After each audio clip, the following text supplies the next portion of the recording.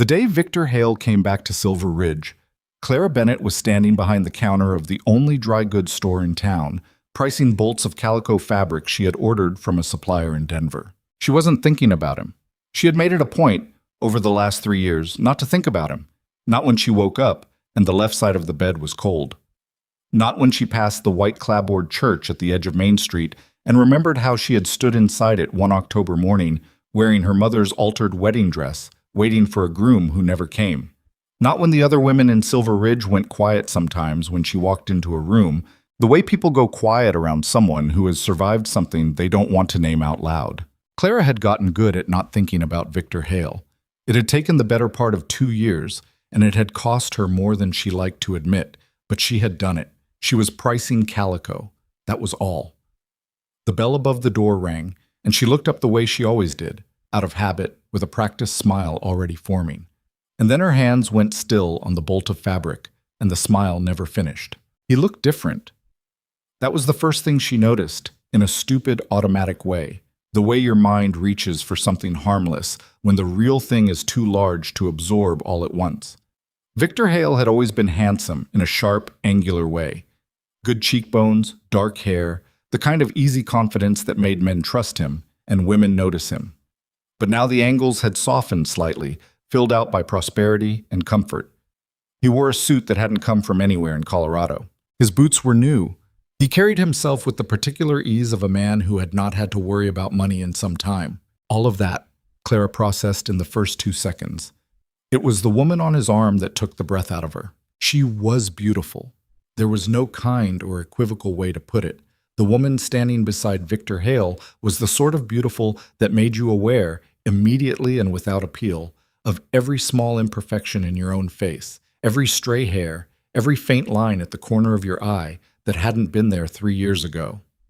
She wore a traveling dress of deep blue wool that fit her as though it had been made for her body specifically, which it probably had been. Her hair was dark and swept up under a hat with a small white feather. She had one gloved hand resting in the crook of Victor's elbow, light as a bird perched on a branch. She looked like the kind of woman a man married when he wanted the whole town to know he had made something of himself. "Clara," Victor said. That was all. Just her name, in that familiar voice, as though 3 years were a weekend. The store wasn't empty. That was the thing that made it worse, or maybe the thing that would save her. She hadn't decided yet. Old Mercer Hobbs was over by the nails, rattling around in a bin. The Alvarez widow was examining thread near the back wall. 2 of the ranching Delaney boys were leaning against the far counter waiting to pick up a supply order. They all went quiet in that particular way that meant they were pretending very hard not to be listening. Clara set down her pricing marker. She was proud of that. It didn't shake in her hand. She placed it on the counter with a small, careful click and looked at Victor Hale straight on, the way her father had taught her to look at a horse that was thinking about throwing her. Calm, level, no sudden movements, no showing fear. "Victor," she said. Her voice came out even. She filed that away as something to be grateful for later. "I didn't know you were coming back to Silver Ridge," she said. "Passing through," he said, and something in the easy, comfortable way he said it, passing through, like this was any town and she was any person, made a small flame ignite somewhere behind her sternum. "Business in Denver. I wanted to stop in, see the old town." He glanced around the store with an expression of pleasant nostalgia, as though the old town were a fondly remembered hat he had once owned. "You look well." She did not say "you look well" back to him. She was not sure she could make her mouth form those particular words without something going wrong with her face. "This is my wife," Victor said. "Josephine." The woman smiled. It was a genuinely warm smile. That was almost the worst part. Josephine Hale had clearly done nothing wrong. She was a stranger in a town she didn't know, smiling at a woman her husband had pointed a name at, not knowing anything about what that name meant or what the air in this particular room had just done. "Mrs. Hale," Clara said, and she held out her hand across the counter, and Josephine Hale took it and shook it with the uncomplicated pleasantness of a woman who had no idea she was standing in the wreckage of something. "Victor's told me so much about Silver Ridge," Josephine said. She had a slight Eastern accent. Philadelphia, maybe, or Baltimore, somewhere with cobblestones and gaslit streets, somewhere very far from here. "It's a charming town. It's a working town, Clara said. And then, because that came out sharper than she intended, she added, it has its good qualities. Victor was watching her. She could feel it without looking directly at him. He had always watched her that way, like he was reading something just below the surface of whatever she was saying. She used to think it meant he understood her. Later, she had revised that opinion. We'll only be in town the one night, Victor said, staying at the Ridge Hotel. I'll let Alma know you're coming, Clara said. She runs the hotel now. Mrs. Prescott passed 2 winters ago. I'm sorry to hear that. He paused. She was a good woman. She was. They looked at each other across the counter for a moment that lasted slightly too long, the kind of moment that other people in rooms notice and don't comment on. Well, Victor said finally, we'll let you get back to it. Thank you for stopping in, Clara said, which was a thing she said to customers, which was exactly what she meant to communicate by saying it. The bell above the door rang again when they left. Clara stood very still behind the counter until she heard it stop moving.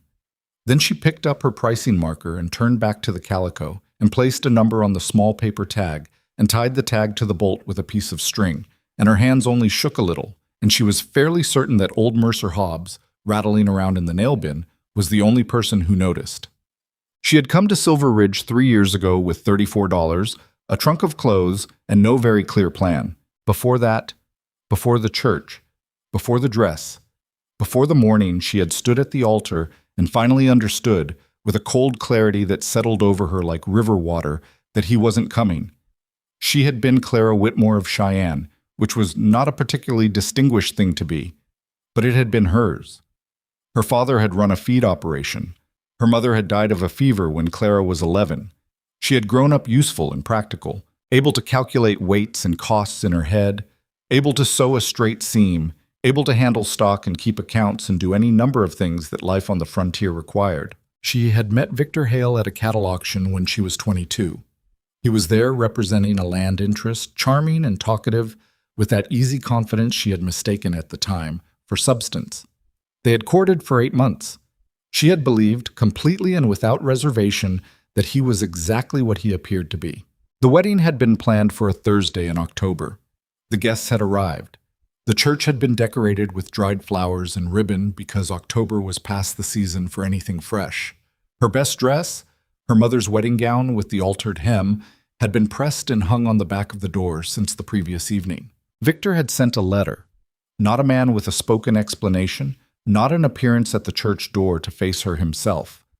A letter, delivered by a boy from the telegraph office, handed to her father 40 minutes before the ceremony was supposed to begin.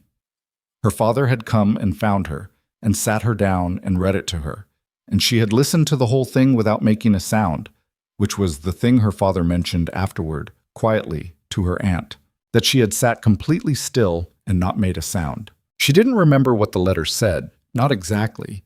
The substance of it had been that Victor had decided the arrangement was not something he could go through with. He had an opportunity in another territory, something that required his full attention and mobility, and he felt it wouldn't be fair to her to... She stopped remembering there. She had left Cheyenne 6 weeks later, when it became clear that staying would require a level of daily courage she simply did not have in her at that particular time.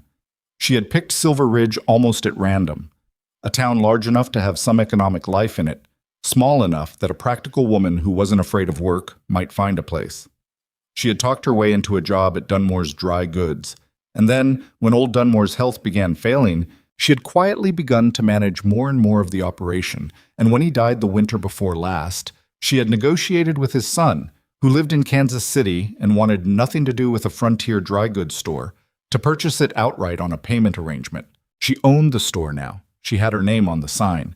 She had a room above it, and a small iron stove, and a cat named Rutherford who knocked things off shelves. She had regulars who knew her name. She had a life. It was a quiet life. It was sometimes a lonely life, particularly in the evenings when the store was closed and the town settled into itself, and she could hear, faintly, the sounds of other people's households. Children, dogs, voices, the ordinary domestic sounds of people who had not been left at altars. But it was her life. She had built it herself, out of necessity and stubbornness, and she was not ashamed of it. She had not, until roughly 40 minutes ago, understood how fragile she still believed it to be. The thing about a town the size of Silver Ridge was that nothing happened in it without being discussed from every available angle before sundown. By the time Clara closed the store that evening and turned the sign in the window, she was aware, without having been explicitly told, that the arrival of Victor Hale and his wife had been the primary topic of conversation at the Ridge Hotel, at Patterson's saloon, at the post office, and at the homes of no fewer than 6 women who felt a personal investment in Clara Bennett's emotional state. She found this out mostly from the way people interacted with her throughout the afternoon. The Alvarez widow, before leaving the store, had squeezed her hand very tightly and said, "You're a strong woman, Clara," in a tone that was genuinely compassionate, and also confirmed that the widow had watched the entire scene from the thread display and considered it worth remarking on. 2 of the Delaney boys had bought their supplies with an unusual amount of foot shuffling and averted eye contact. Reverend Marsh's wife had come in for a spool of black thread she almost certainly didn't need and had asked Clara, very gently, how she was getting on, which was a question she only asked people in active distress. Clara had told all of them, including the Reverend's wife, that she was perfectly fine. She was not perfectly fine, but she was upright and functional and in possession of her store, which was, she had found, usually enough to get through a given day. She locked the front door, counted the till, recorded the figures in her ledger, fed Rutherford, and then stood at her window for a few minutes looking down at Main Street. The Ridge Hotel was 2 blocks east. She could see light in its windows. She turned away from the window. She was going to be sensible about this. Victor Hale was passing through. He would be gone tomorrow, or the day after. He would go back to whatever life he had built in whatever territory had seemed more promising than she was, and she would go back to hers, and in a month the sharpness of this particular afternoon would have dulled into the same faint, manageable ache that had replaced the original devastation. She told herself this in an organized, reasonable way while she heated water on the stove and washed her face and changed out of her work dress into something plainer. Then she sat on her bed and was extremely organized and reasonable for a few minutes, and then she put her face in her hands and sat there very still, the way she had sat in the church 3 years ago, not making a sound. Rutherford came and sat next to her, which was something he did occasionally and always seemed to mean more than it probably did from a cat's perspective. She didn't cry. She hadn't cried about Victor Hale in 2 years. She was not going to start now because he had walked into her store in an expensive suit with a beautiful wife. That would be giving him something he hadn't earned and didn't deserve. What she felt instead was harder to name. It wasn't grief exactly, and it wasn't anger exactly, though there were elements of both. It was something closer to the particular exhaustion of being reminded that something had happened to you, that it had been real and not a bad dream, that you had in fact once trusted someone with everything and had that trust thrown in a letter delivered 40 minutes before a ceremony. It was the exhaustion of being Clara Bennett of Silver Ridge instead of Clara Whitmore of Cheyenne, who had thought she was going to be Clara Hale of somewhere. She sat with it for a while. Then she stood up, because sitting with it indefinitely was not a strategy. She had promised May Calloway she would stop by for supper. May was her closest friend in Silver Ridge, a widow who ran a small laundry operation at the north end of town and who had a tendency to cook enough food for considerably more people than were present and to say exactly what she thought, in that order. Clara had almost talked herself out of going on the theory that she could not face human company tonight, but then decided that the alternative was sitting alone with Rutherford and her thoughts, which was worse. She put on her coat and her good hat and walked the 7 blocks to May's in the cool October air. May opened the door before she knocked, which meant she had been watching from the window, which meant she already knew. "I heard," May said immediately. "Come in. There's venison stew and I made biscuits." "You don't need to." "I know I don't need to. Come in, Clara." May's kitchen smelled like stew and wood smoke and the particular warm, lived-in smell of a house where someone had been cooking all day. May was a short, broad-shouldered woman in her mid-40s with iron gray hair she kept in a braid and an expression that defaulted to forthright skepticism. She had come to Silver Ridge from Ohio 15 years ago with her late husband Frank, had buried Frank 4 years ago, and had since operated with the brisk, unsentimental competence of a woman who had learned that she was capable of handling most things and preferred not to waste time finding out otherwise. She ladled stew into 2 bowls without asking and set the biscuits on the table and poured 2 cups of coffee that Clara hadn't asked for either but wanted badly, and they sat down across from each other in the way that old friends sit. Not formally, not with effort, but with the easy familiarity of people who have already been through several things together. All right, May said. Say it. Say what? Whatever you've been not saying all afternoon. You've been walking around being reasonable all day, and now you're at my table, so say the actual thing. Clara wrapped her hands around the coffee cup. He brought her into my store, she said. He just walked right into my store. And he introduced her, like it was something normal, like it was just a thing you do. May said. She was perfectly nice. That's the thing. She was perfectly nice, and she had no idea what she was standing in the middle of, and I couldn't. Clara stopped, picked up a biscuit, put it down. I couldn't even be angry at her. Of course not. She hasn't done anything. No, she hasn't. She's his wife. Clara said the word flatly. He has a wife. He does. He left me.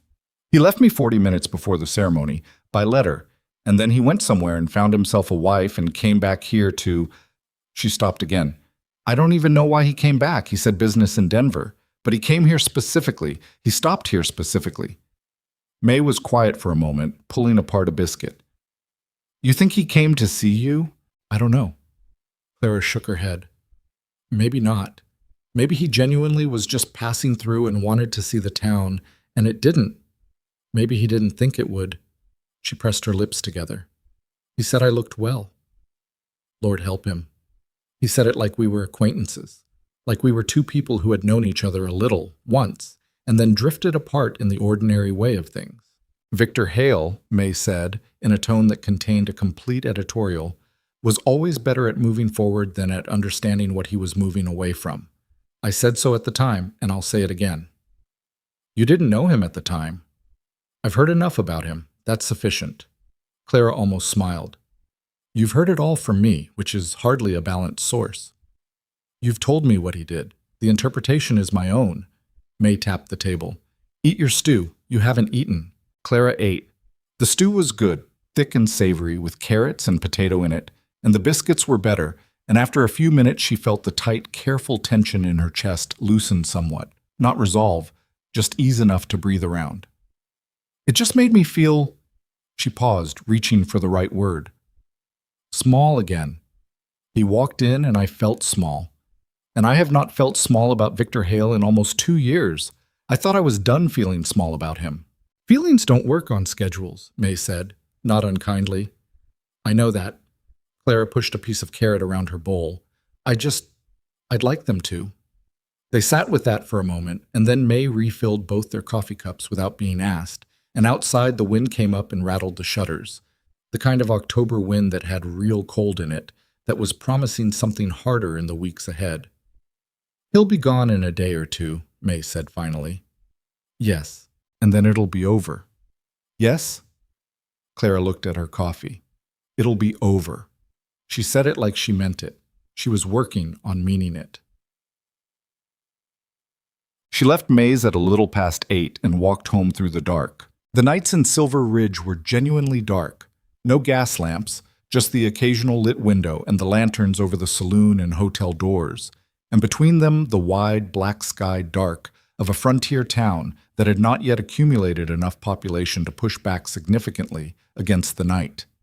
Clara knew the streets well enough to walk them without a lantern, which she did out of habit and a degree of stubbornness, a small daily assertion of competence that she found privately satisfying. She was 2 blocks from the store when she heard them. Victor's voice, first, low and earnest, the particular tone she had once thought meant he was telling the truth about something important. Then a woman's voice, higher, with a thread of something strained in it. They were around the corner, in the narrow gap between the land office and the telegraph building, which was not a place people stood to have pleasant conversations. Clara stopped walking. She should keep walking. Whatever Victor Hale was discussing in a side alley with his wife was none of her concern. She had lived in Silver Ridge long enough to know that other people's private conversations were private precisely because they were happening in the places you didn't look directly. She heard Josephine Hale say, clearly, "You stopped here because of her. Don't pretend otherwise." Clara stood very still in the dark. Victor's response was lower, and she caught only fragments of it. Old history and just wanted to see, and that's not fair. The particular verbal texture of a man defending something he knows is not fully defensible.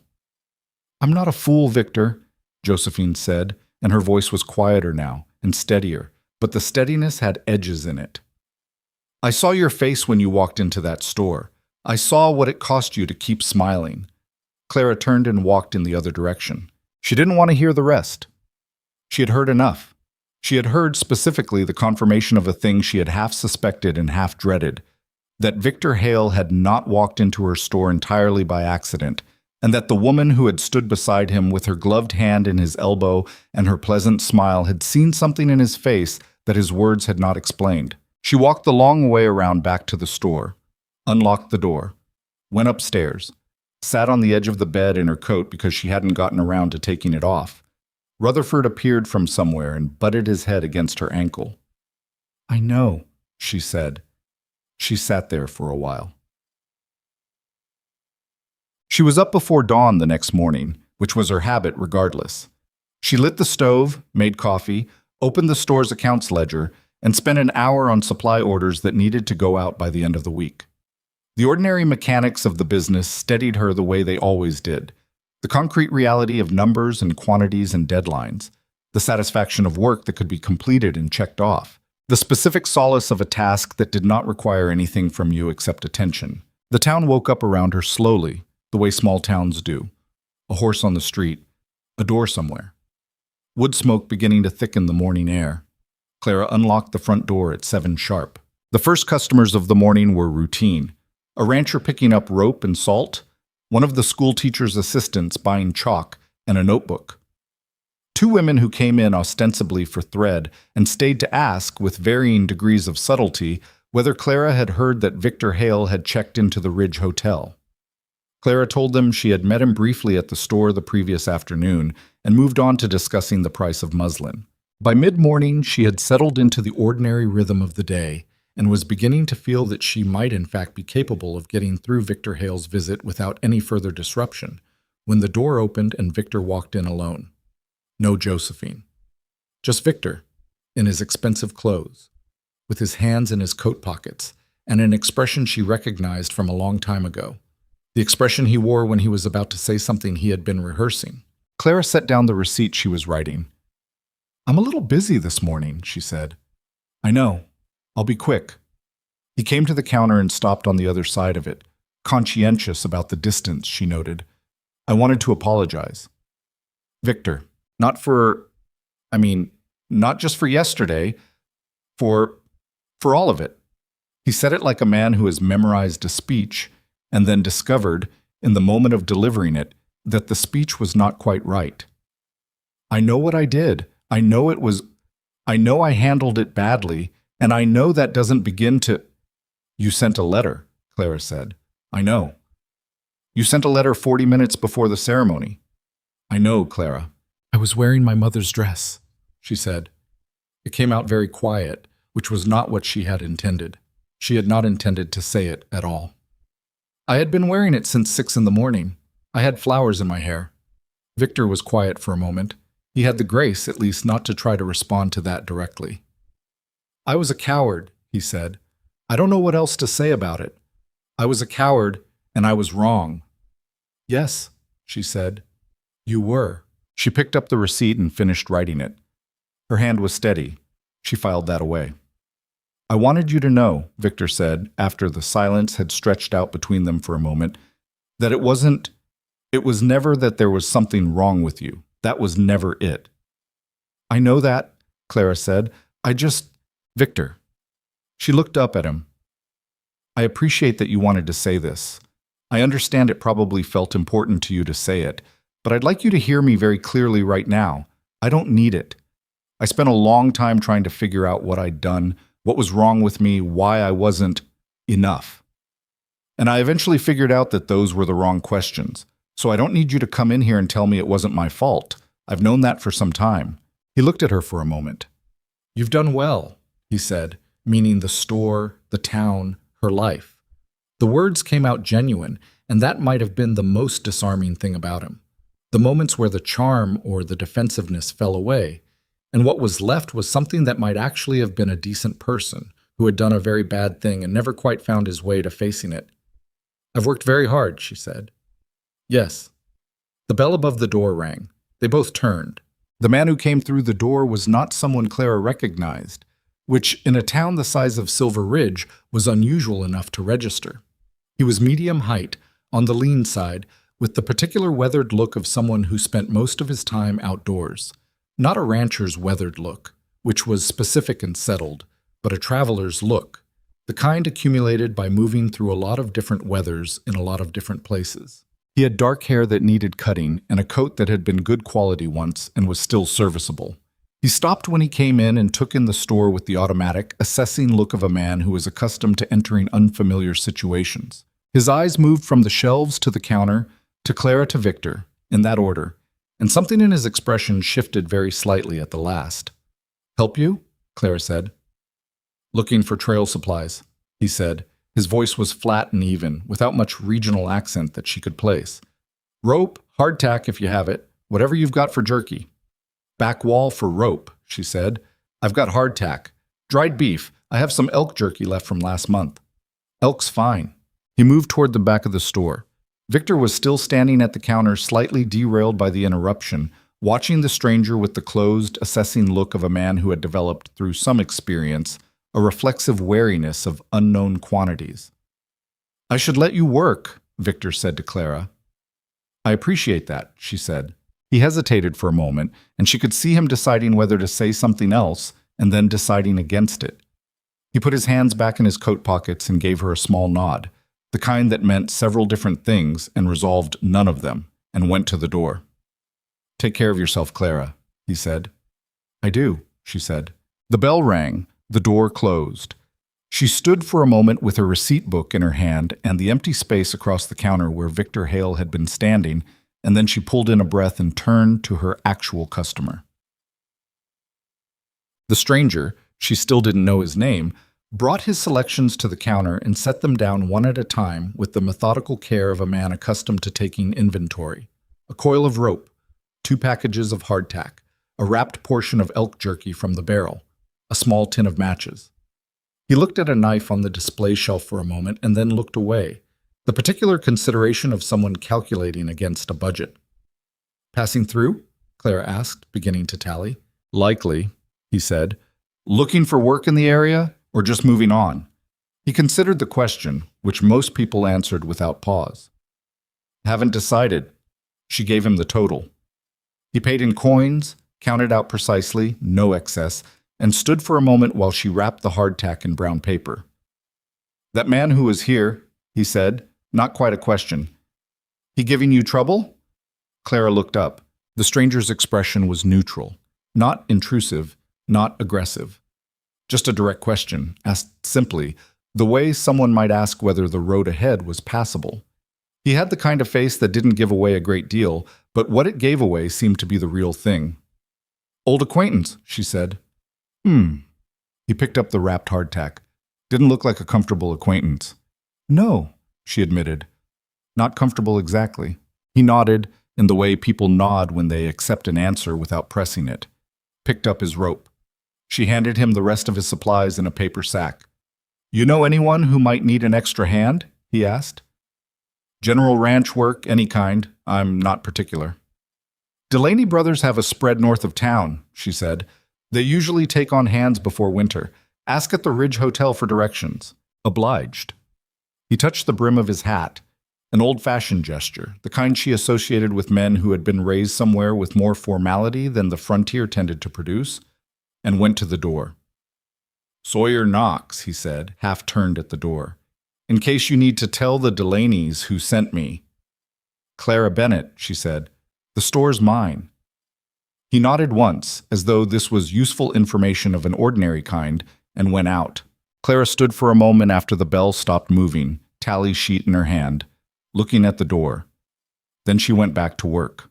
The trouble with Victor's visit was not, as it turned out, confined to a single conversation. She found this out 2 days later when Victor was still in Silver Ridge, not, as he had said, passing through to Denver, but apparently staying on, giving the Ridge Hotel's dining room more of his custom than a man simply waiting on a weather delay would generally require.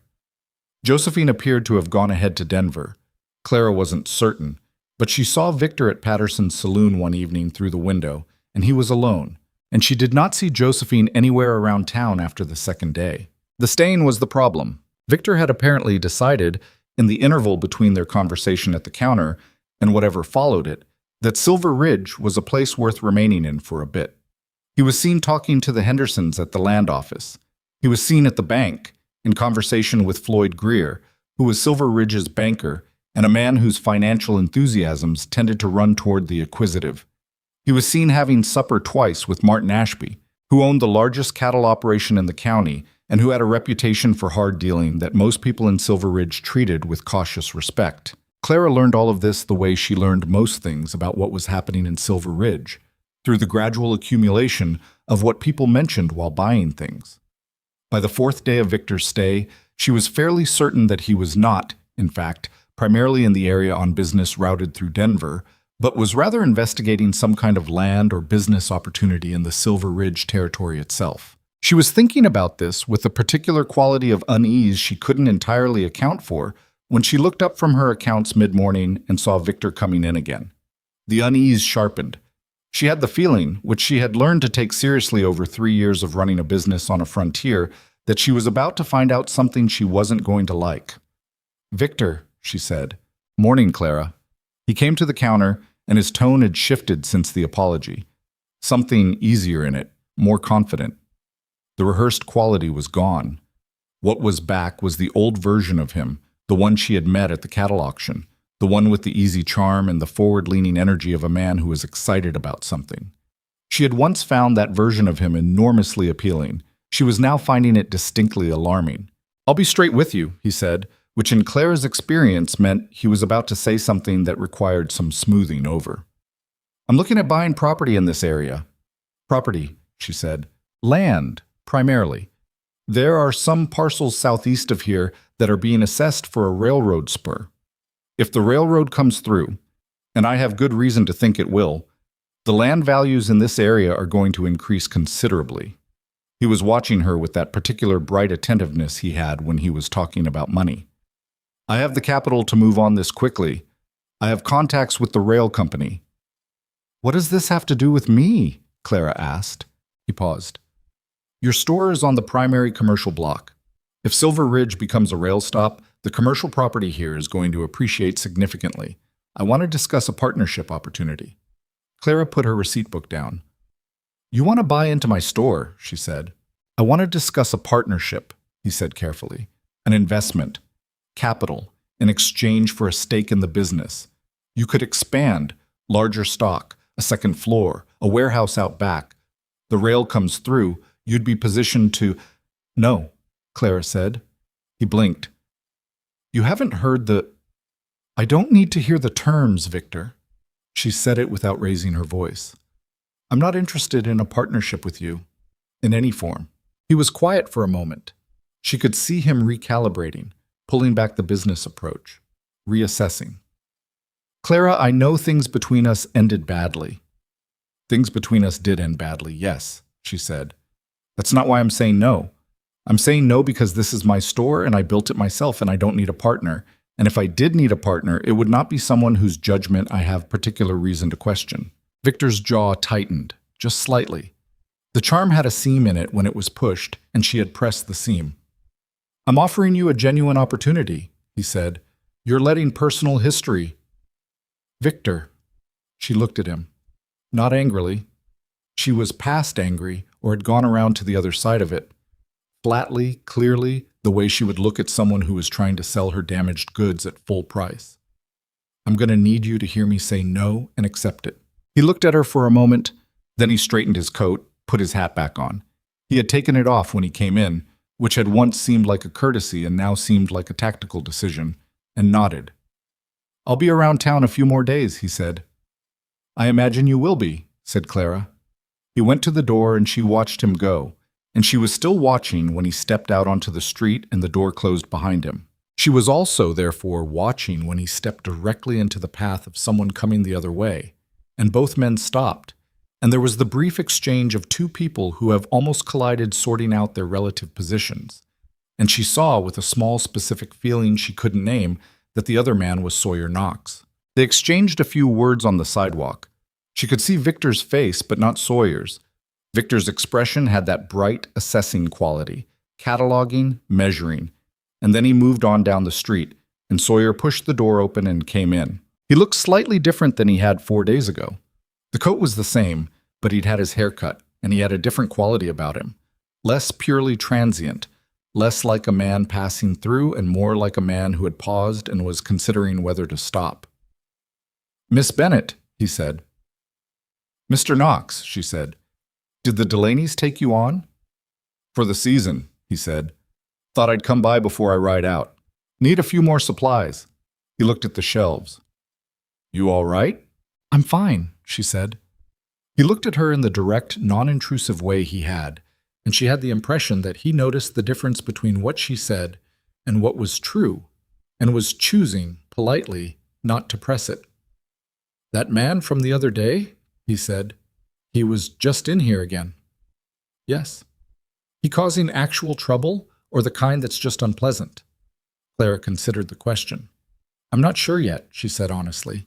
Sawyer nodded, as though this was a useful and sufficient answer. He picked up a tin of coffee from the shelf and brought it to the counter, and she tallied it, and he paid, and he was about to put his hat on and go when she heard, through the store's front window, the sound of several voices, louder than the ordinary passing street noise, with a quality of gathered attention that she had learned to register. She leaned around the counter to look out the window. Victor was on the sidewalk across the street, in animated conversation with Martin Ashby and 2 men she didn't recognize. He was smiling and gesturing, and there was about the whole group the slightly too loud energy of men who were excited about money and didn't mind if the town noticed. Clara straightened up. "Mr. Knox," she said before she had fully decided to say anything. He paused at the door. She looked at him. He looked back. She had noticed in both of their conversations, an unusual capacity for simply waiting, not fidgeting, not filling the space, just allowing the silence while she worked out what she meant to say. "That man," she said, "is my former fiancé. He came back to town 4 days ago with his wife, who has since left. He has apparently decided to remain and is looking at some kind of land investment in the area. He just came in and proposed a business partnership, which I declined. I am not certain whether he is simply an opportunist who happens to have selected this territory, or whether his return here is partially about—" She stopped. "I'm not certain," she said again. Sawyer waited. "I'm telling you this," she said, "because I don't know why I'm telling you this, which is not a satisfying reason, but you asked twice if he was causing trouble, and I suppose I'm still working out the answer." A very faint expression crossed Sawyer Knox's face, not quite a smile, but in the neighborhood of one. "People like that," he said, "usually aren't done in one visit." "No," she said. "They usually aren't." He looked out the window at Victor across the street, then back at her. "I'll be at the Delaney place through the season," he said. "It's not far." "I know where it is," she said. He nodded once, that same deliberate single nod, and put on his hat and went out. Clara watched him go down the street in the opposite direction from Victor Hale. Then she went back to her accounts, because the accounts were there and they needed doing, and that was what she did. She did what needed doing, and she had been doing it alone for 3 years, and she was going to keep doing it. But the unease she had felt when Victor walked in that morning did not go away when she sat down at her ledger. It sat at the edge of her attention, patient and particular, like a problem she hadn't yet worked out how to solve. Outside, Victor Hale's voice carried over the street noise, bright and confident and selling something. Clara added a column of figures. The numbers came out the same both times, which was at least one reliable thing in a day that had contained several unreliable ones. She closed the ledger and started on the next one. Victor Hale did not leave Silver Ridge at the end of the week. He didn't leave at the end of the following week either. By the 3rd week of October, he had taken a longer-term arrangement at the Ridge Hotel, moved out of the overnight room and into one of the 2 larger corner rooms on the 2nd floor, and had established himself as a regular presence in the town's commercial and social life with a thoroughness that Clara found, each morning when she opened her store, increasingly difficult to treat as coincidence. He ate breakfast at the hotel dining room, where he was known to linger over coffee and conversation with whoever happened to be there. He had supper most evenings with Martin Ashby or Floyd Greer or both. the three of them occupying the round table in the back corner of Patterson's that was generally understood to be where people went when they wanted to talk about money without being overheard, which in a town the size of Silver Ridge was a goal that was more aspirational than practical. He rode out twice with men Clara didn't recognize in the direction of the southeastern range, and came back both times looking the way men looked when they'd been looking at land they were thinking seriously about. He did not come into her store again. He was scrupulous about that. He passed it on the street, sometimes glanced at the window, but the door remained a boundary he appeared to have decided, after their last conversation, to respect. Clara noted this with a mixture of relief and the particular wariness that comes from knowing someone well enough to understand that when they stop pressing in one direction, they have generally decided to try another.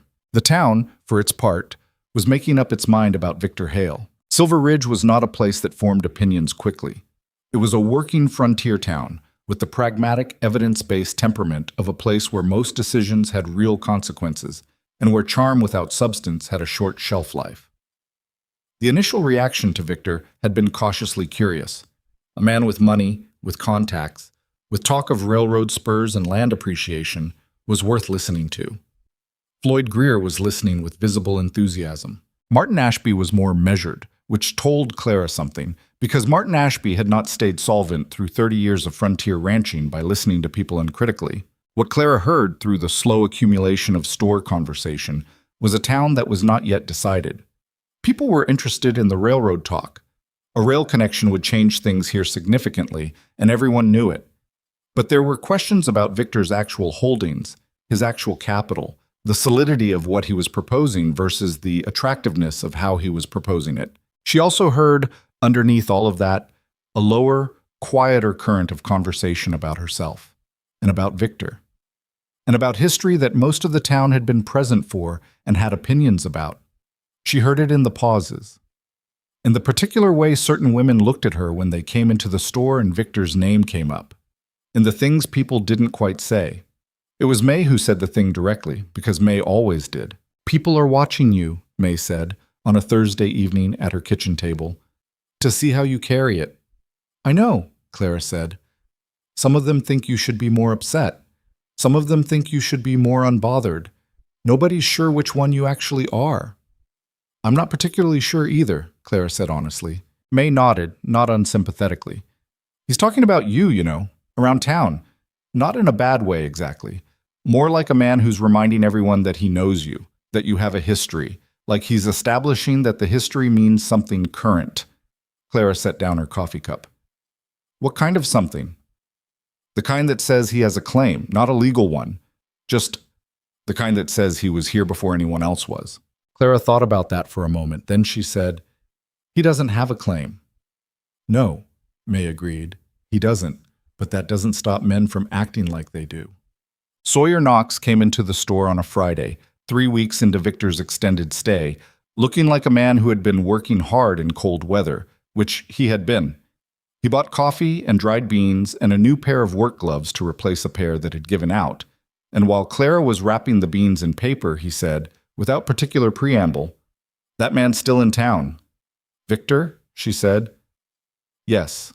"The Delaney's mentioned him. Said he's been talking to some of the ranchers about land consolidation. Something about a holding company." Clara looked up from the beans. "Which ranchers?" "The Purcells, maybe. Caldwell, out on the East Road." He turned the work gloves over in his hands. "Delaney's aren't interested, but some of the smaller operations might listen." She thought about that. The Purcells were a young family, 2 years on their land, with more ambition than capital. Caldwell was older, had been having a difficult few seasons. Both of them were exactly the kind of operation that a man with money and a persuasive manner might approach with an attractive-sounding proposal. "Did the Delaneys say anything specific about what he's proposing?" she asked. "Buy in on a holding company in exchange for land stakes.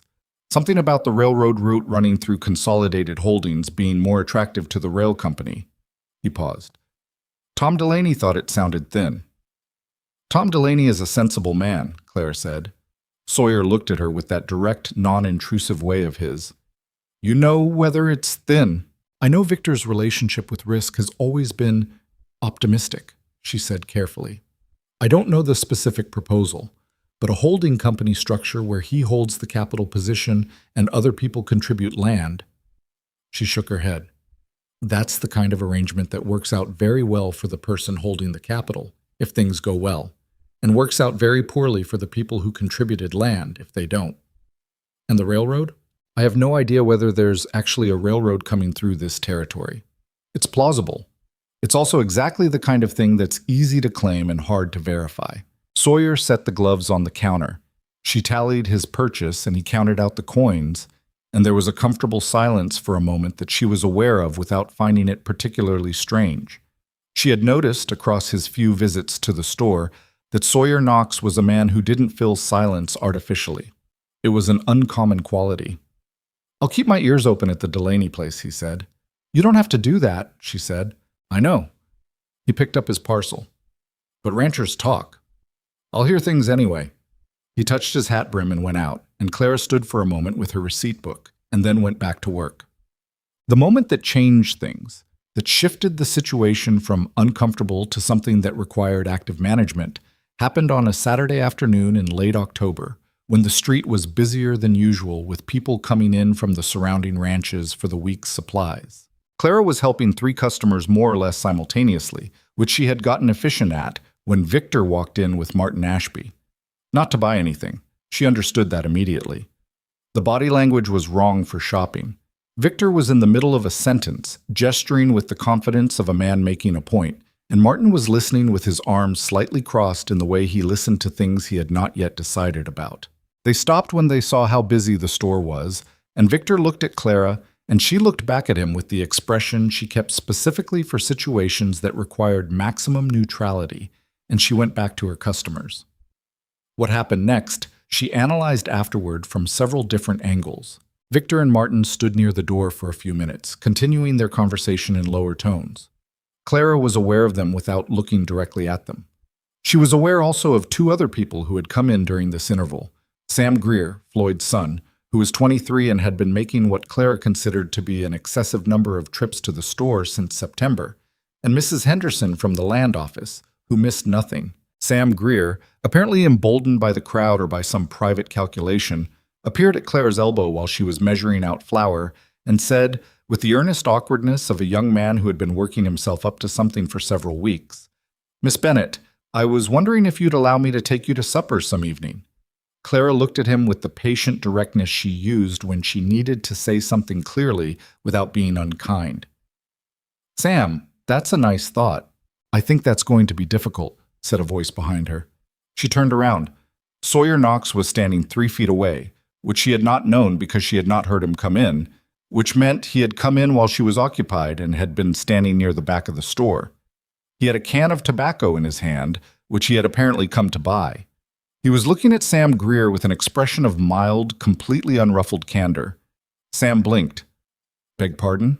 "She's spoken for," Sawyer said. He looked at Clara. Not with apology, not with calculation, with the same direct, steady look he always had, but with something additional in it, something like a question. "Aren't you?" It was not technically a question.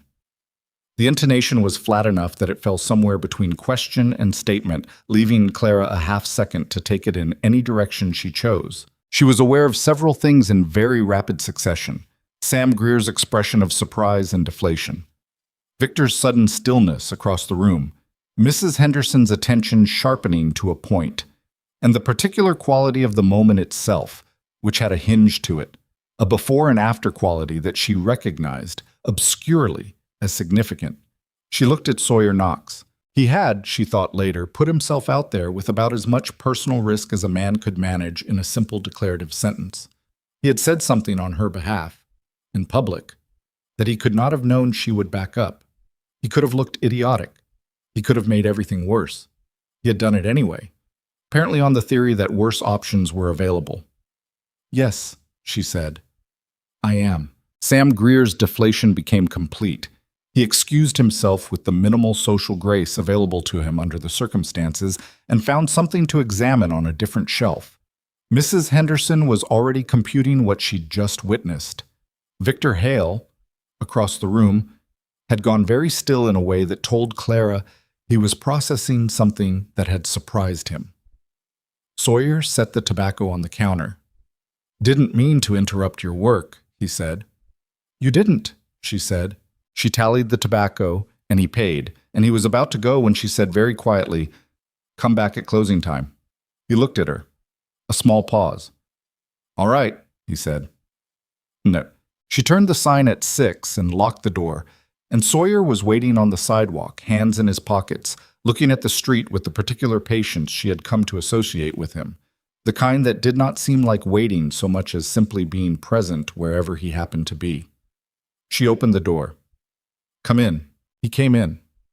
She left the lamp low and sat on the stool behind the counter, and he stood on the other side, because there was no particular reason for them to sit together in the back, when the counter between them was as good a place as any to have a conversation.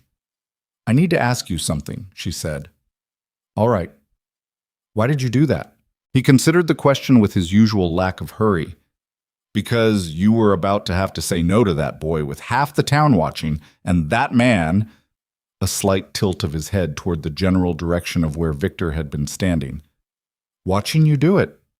I didn't like the look of it." "That's not your problem to solve," she said. "No," he agreed. "It's not." She looked at him across the counter. "You said I was spoken for." "I did." "I'm not." "I know that." "So you lied." "I did," he said, without apparent distress about this, "though I said it in a way that gave you the chance to correct me, if that's any comfort." It was, actually, but she didn't say so yet. "What exactly did you have in mind?" He was quiet for a moment. Not uncomfortable. Sawyer Knox did not seem to do uncomfortable silence. Just thinking. "That man's not done with you," he said finally. "The business proposal was one thing, but watching him in that store today, he's not done. And I've worked around enough of the ranchers now to know that what he's selling isn't as solid as he's making it sound. There are people in this town who are going to get hurt if they go in with him. That's also not your problem," she said, because she felt it needed to be established. "Maybe not. But you're going to be in the middle of it regardless, because you're here and this is your town. And a woman alone in the middle of that kind of situation—" He stopped. "I'm not saying you can't handle it. You clearly can. I'm saying it's harder to push around two people than one." Clara looked at him for a long moment. "You're proposing to pretend to court me," she said, "so that Victor sees me as less available." "Less alone," he said. "There's a difference." There was, she supposed. For how long? Until he leaves. Or until whatever he's building here collapses. Whichever comes first. And if people in this town believe it? "People in this town," he said, "already believe it. Mrs. Henderson saw the whole thing." Clara pressed her lips together. That was true. And the implication of it, that the information was already in circulation, that the story had already started without them, was simultaneously irritating and, she had to admit, somewhat useful. "I don't know you," she said. "No," he said. "You don't." "I don't know where you're from, what your history is, why you're traveling through in the first place." "Wyoming, originally," he said. "I was working a cattle operation there for 7 years. The man who owned it died, the family sold it, I moved on. That's most of the relevant history." He paused. "There's nothing that's going to come back on you if that's what you're asking. No warrants, no wife somewhere. No debts that are going to follow me into this county. That's a specific list of reassurances. It's the list women usually need," he said simply. Clara was quiet for a moment.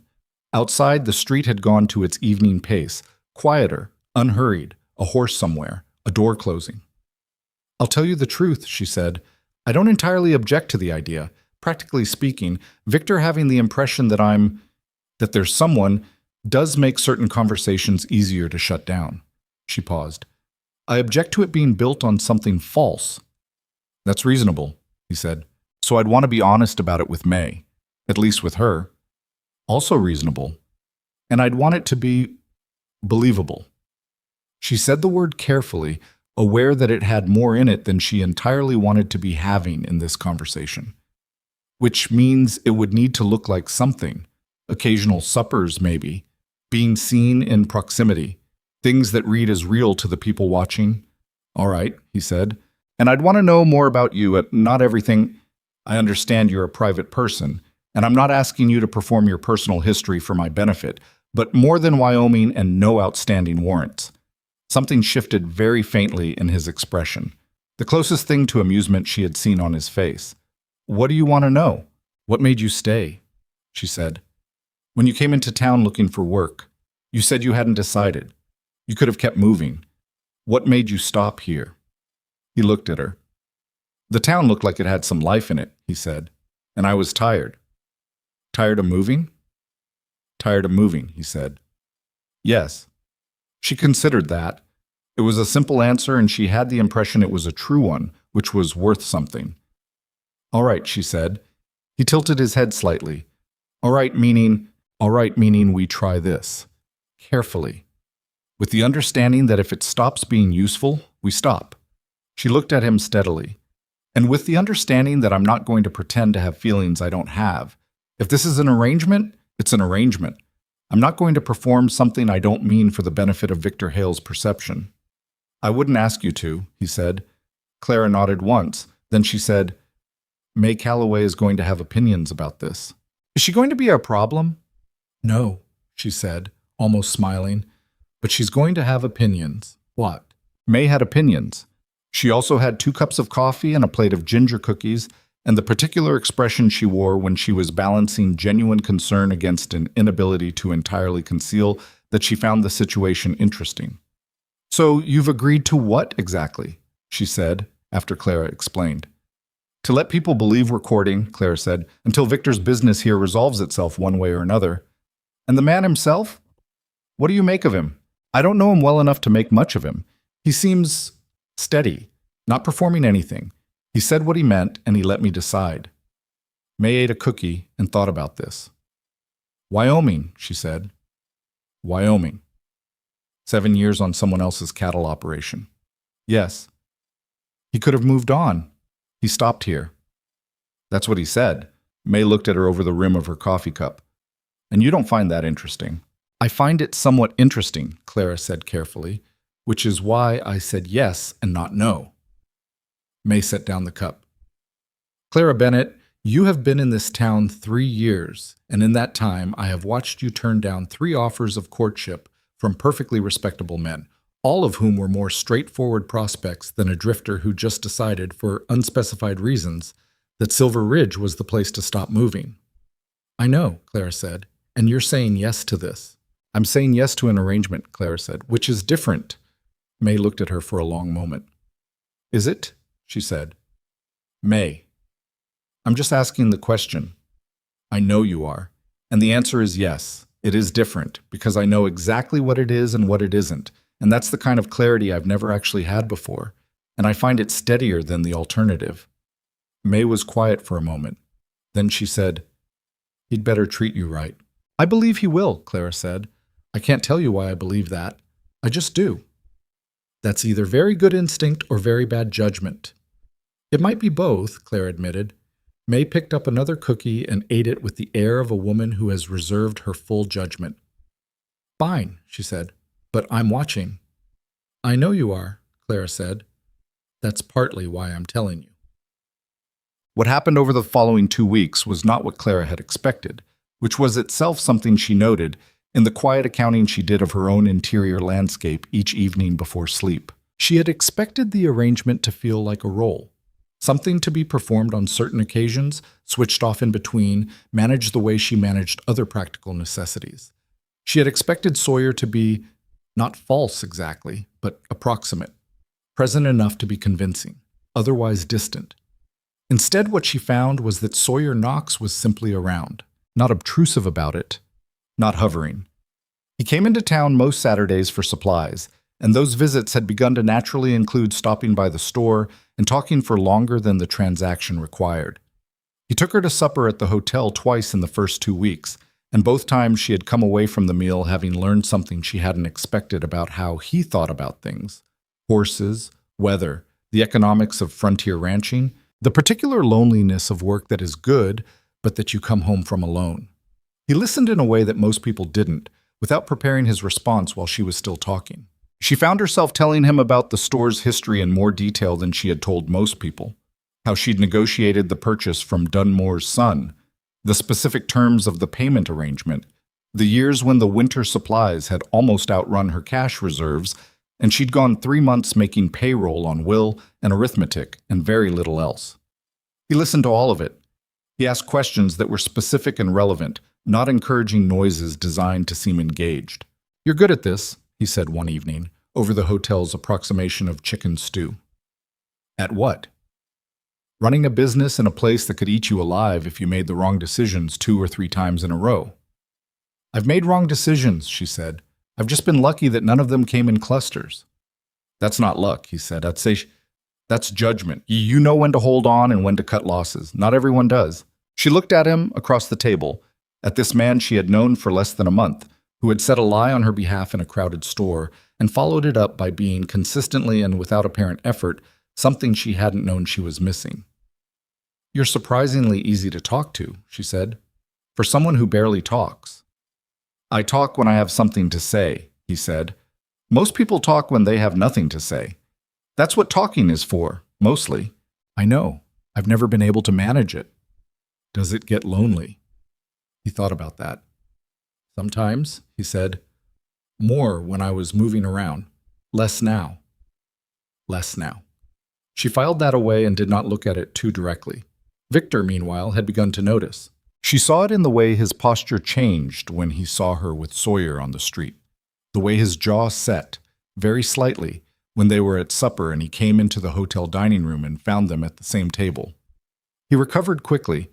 Victor had always been good at recovering quickly. But the recovery itself was information, the brief half-second before it, where the real reaction lived. He had started coming into the store again, not frequently, and not with any explicit reference to either the business proposal or their personal history. Just present. Buying things he probably didn't need, lingering slightly longer than purchasing required, talking to her about the town and the weather and various neutral subjects with the particular focused attention of a man who was gathering something. "He's recalibrating," May said on a Thursday evening. "I know," Clara said. "He doesn't like it. That you're occupied." "I can see that." "He thought," May said with the precision of a woman who had formed a complete analysis of the situation, "that he could come back here and the situation would be what it was when he left it. That you'd be available in the broadest sense, available to be impressed by what he's become, available to feel the comparison." She paused. "He didn't account for the possibility that you might have simply gotten on with things." "I have gotten on with things," Clara said. "Yes, and it bothers him considerably more than if you'd been miserable." Clara thought about that. It was probably true. There was something specific about being fine that Victor would find harder to absorb than being broken would have been. Broken was a familiar story, one with a place for him in it. Fine, and specifically fine in the company of someone else, was a different kind of accounting. She was sitting with that thought when Sawyer came to the back door of the store on a Thursday evening. The side door, the one she used for deliveries, which was unusual. He knocked twice, which was something they hadn't established as a signal, but which immediately read as deliberate rather than casual. And when she opened it, his expression had the specific quality of a man who had something to say that he'd been working out how to say. "I heard something today," he said. She stepped back to let him in. "Come in out of the cold." He came in and she closed the door and he stood in her small back room among the boxes and the inventory shelves and looked at her with that direct, steady gaze. "2 of the men Victor's been working with came out to the Delaney place today," he said. "Not to see the Delaneys, they didn't come to the main house. They were riding the fence line on the east side, the section that borders the Purcell property." Clara was still. Why would they be on the Delaney fence line? That's the question Tom Delaney was asking. They said they'd gotten turned around, took the wrong track. Tom didn't believe them. "Neither do I," she said. "The east fence line is the boundary between Delaney land and Purcell land," Sawyer said. "If the railroad survey runs through there, and Tom thinks it might, based on the grade, then whoever holds land on both sides of that line is in an interesting position." Clara sat down on a supply crate, because the full shape of what he was describing was assembling itself in her mind, and she needed a moment to look at it clearly. "If Victor's holding company has the Purcell land," she said slowly, And he can also get access to the Delaney Eastern section. He controls the most viable route through to the rail survey, Sawyer said. And then he can negotiate from a position that no one else in this territory has. She looked up. What's he offering the Purcells? I don't know specifically. Whatever it is, they've been listening. Clara pressed her fingers together in front of her. The Purcells. Young family, 2 seasons in, stretched thin on capital. The kind of family that a man like Victor could approach with something that looked like opportunity and was actually a trap with a slightly longer timeline. I need to talk to the Purcells, she said. Sawyer looked at her. You know them. I know Ada Purcell. She comes in every 2 weeks for supplies. She's sharp. Clara stood up. If I can get her alone, she'll listen. Victor's going to know you talked to them. Yes, she said. He will. She said it without particular drama, but she felt the weight of it. Talking to the Purcells was a different kind of move than declining a business proposal in her own store. It was going outside her own walls, inserting herself into something that would bring her directly into Victor's path in a new way. Sawyer was watching her think through it. He had that quality of allowing her the space to think, which she had come to value without quite having named it. He's going to push back harder, she said, if I start warning people off. Probably, Sawyer said. It's going to get less comfortable before it gets more comfortable. Most things do, he said.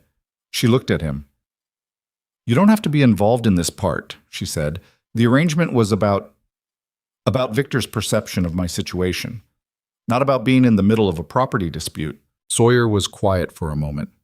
Outside, the wind pressed against the back wall of the store, the kind of October wind that was genuinely cold now, that meant it. Clara, he said. It was the first time he had used her first name without the miss in front of it. She noticed that without comment. I'm already in the middle of it.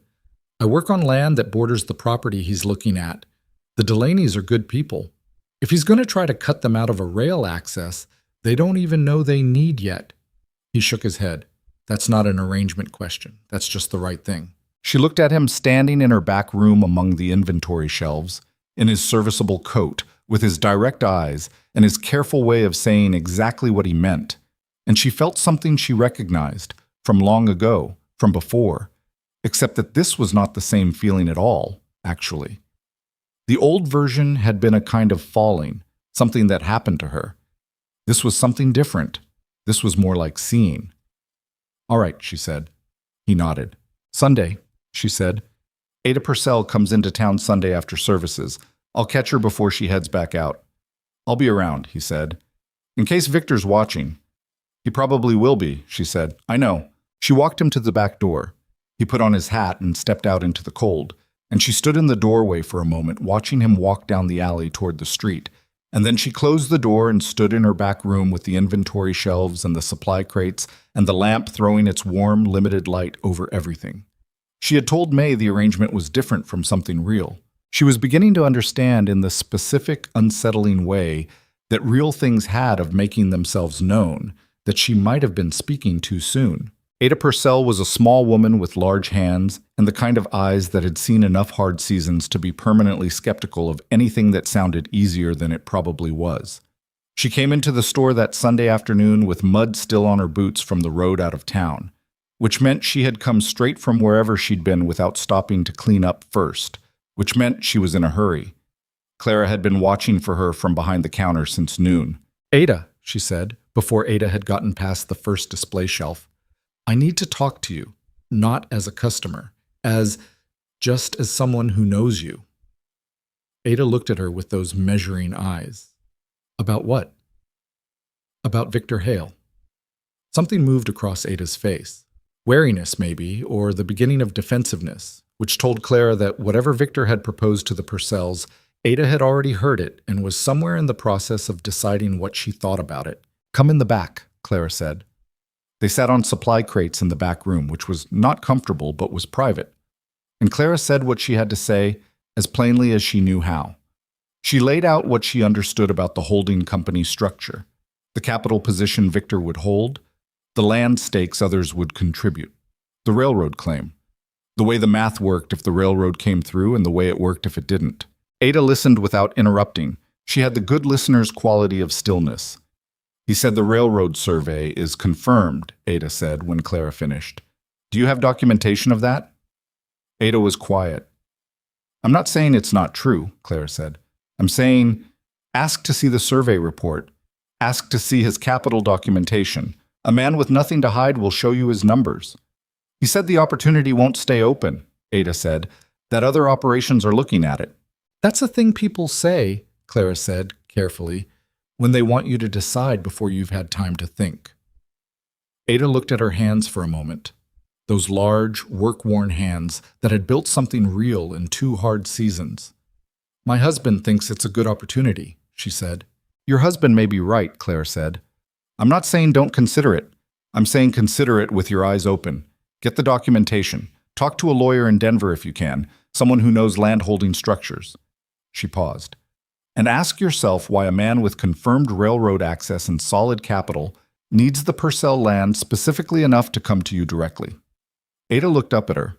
If the opportunity is as good as he says, Claire said, he could find 100 investors.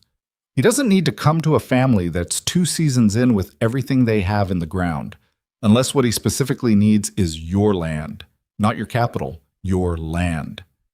The silence that followed that had a particular weight to it. You know him, Ada said.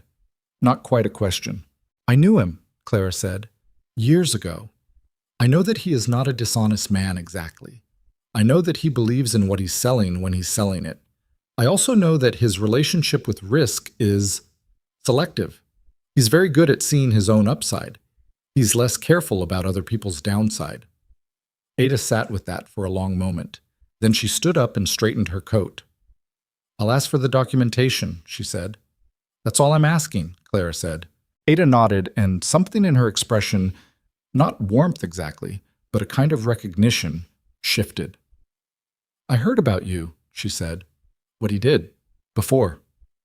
Most people in this town have, Clara said. I didn't connect it, Ada said. I should have. You were looking at an opportunity, Clara said. You weren't thinking about old town gossip. Ada almost smiled. Thank you, she said, for being straight with me. It's easier to be straight with people you respect, Clara said. But suppose... What she had not anticipated was how quickly Victor would find out. She should have anticipated it. Silver Ridge was a small town, and the Purcell conversation had happened on a Sunday, which was the day most people were most social, and Ada Purcell, for all her good sense, was married to a man who had friends, and those friends talked. By Tuesday, Victor walked into her store with his hands in his pockets and a smile on his face that didn't reach anything behind it. You talked to the Purcells, he said. The store had 2 other customers in it. Clara looked at him with the expression she used for conversations that were going to require precision. I talk to most people who come into this store, she said. It's the nature of retail commerce. Clara. The smile was still on, but the quality of it had changed. I'm not going to pretend I don't know what you did. I gave Ada Purcell the same advice I give anyone considering a major financial commitment, she said evenly. Ask for documentation. Talk to a lawyer. Understand the structure before you sign anything. You told her not to trust me. I told her to verify your claims before committing her land, she said. If your claims are solid, that process will confirm them and no harm is done. If they're not as solid as you've suggested, then she's protected herself. She looked at him. The only person who has a reason to object to that advice is someone who doesn't want their claims verified. The smile went away entirely. What was underneath it was harder. Not angry exactly, but with the particular edge of a man who is used to the leverage of charm and has found, unexpectedly, that charm is not the tool this situation requires.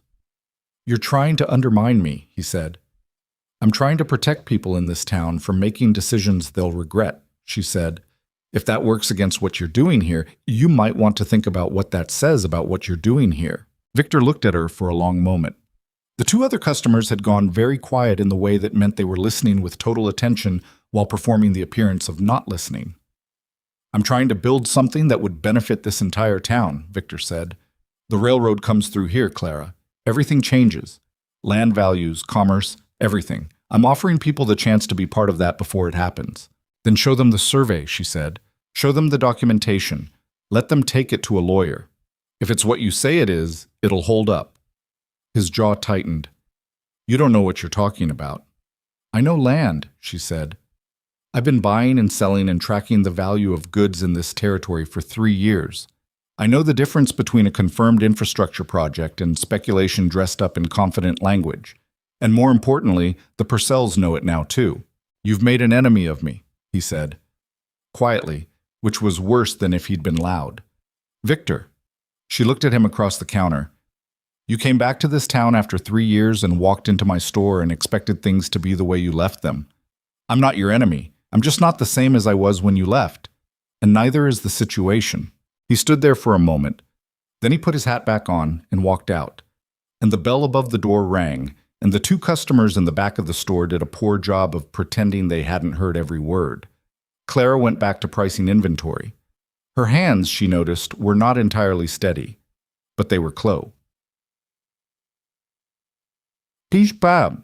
What followed over the next several days was the particular discomfort of being in a small town where someone with money and social facility has decided, without saying so explicitly, to make things difficult for you. Victor didn't do anything overt. He was too careful for overt. What he did was quieter, and in some ways harder to respond to.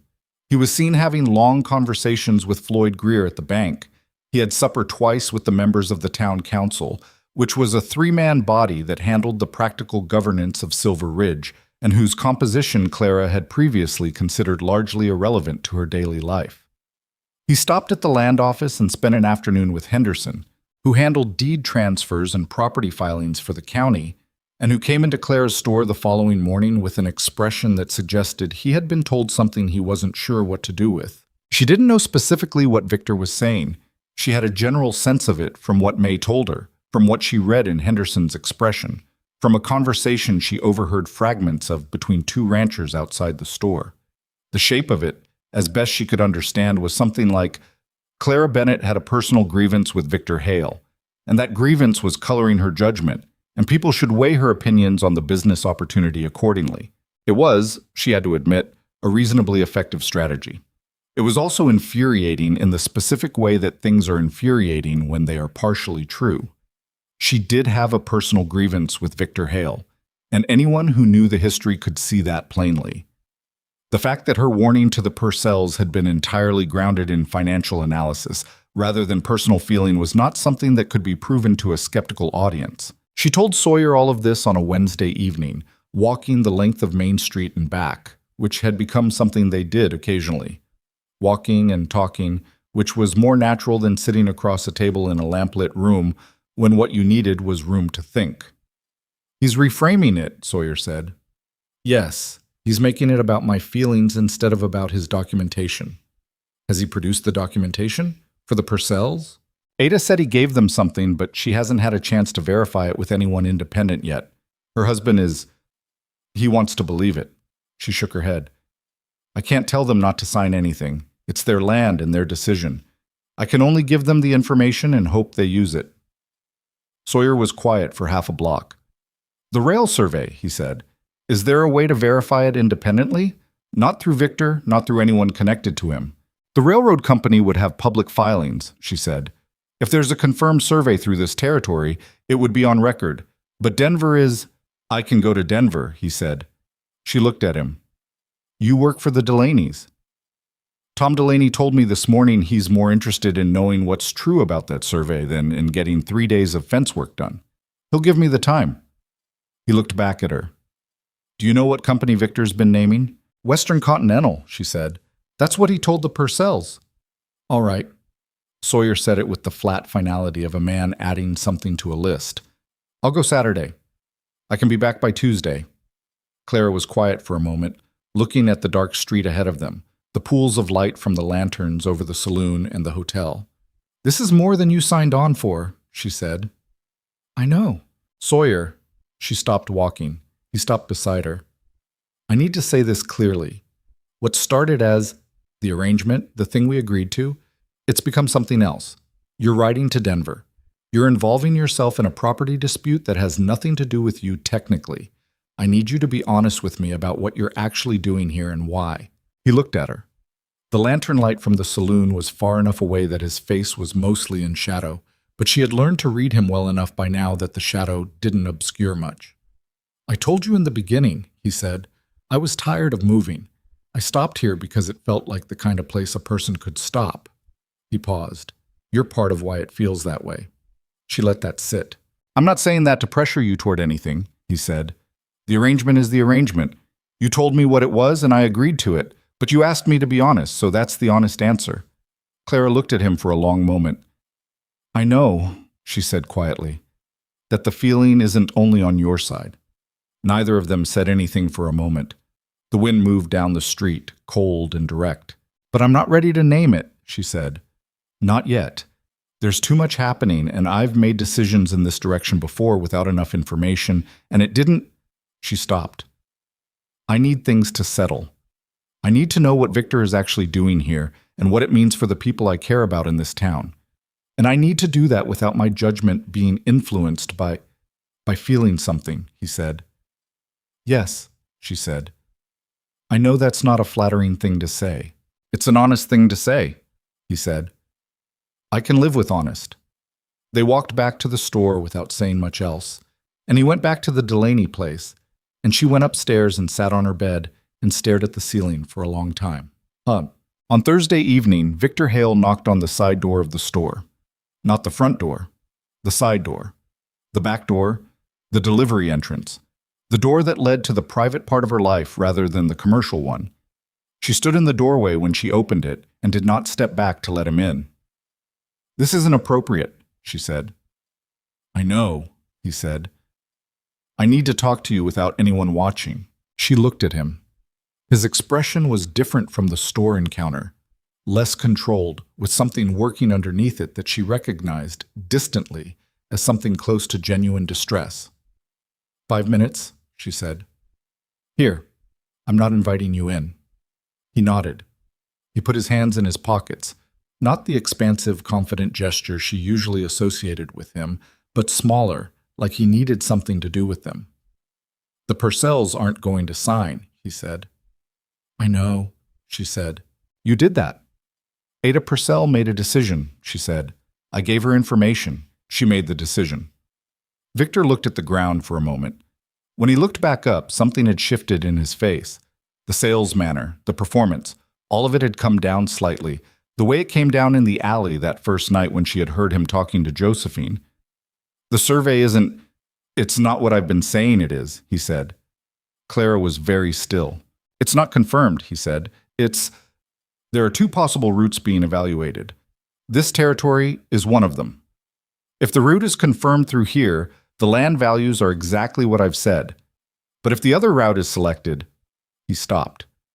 The people who put land into the holding company would be holding land in a structure that doesn't have the value I told them it would. Victor, she said. Her voice came out very quiet. I believed it would come through here, he said. When I started talking to people, I genuinely believed the survey would confirm this route. I've heard since then that it might not. How many people have you made the full pitch to? She said. How many people have you told it was confirmed? He didn't answer that directly. I can make it right, he said.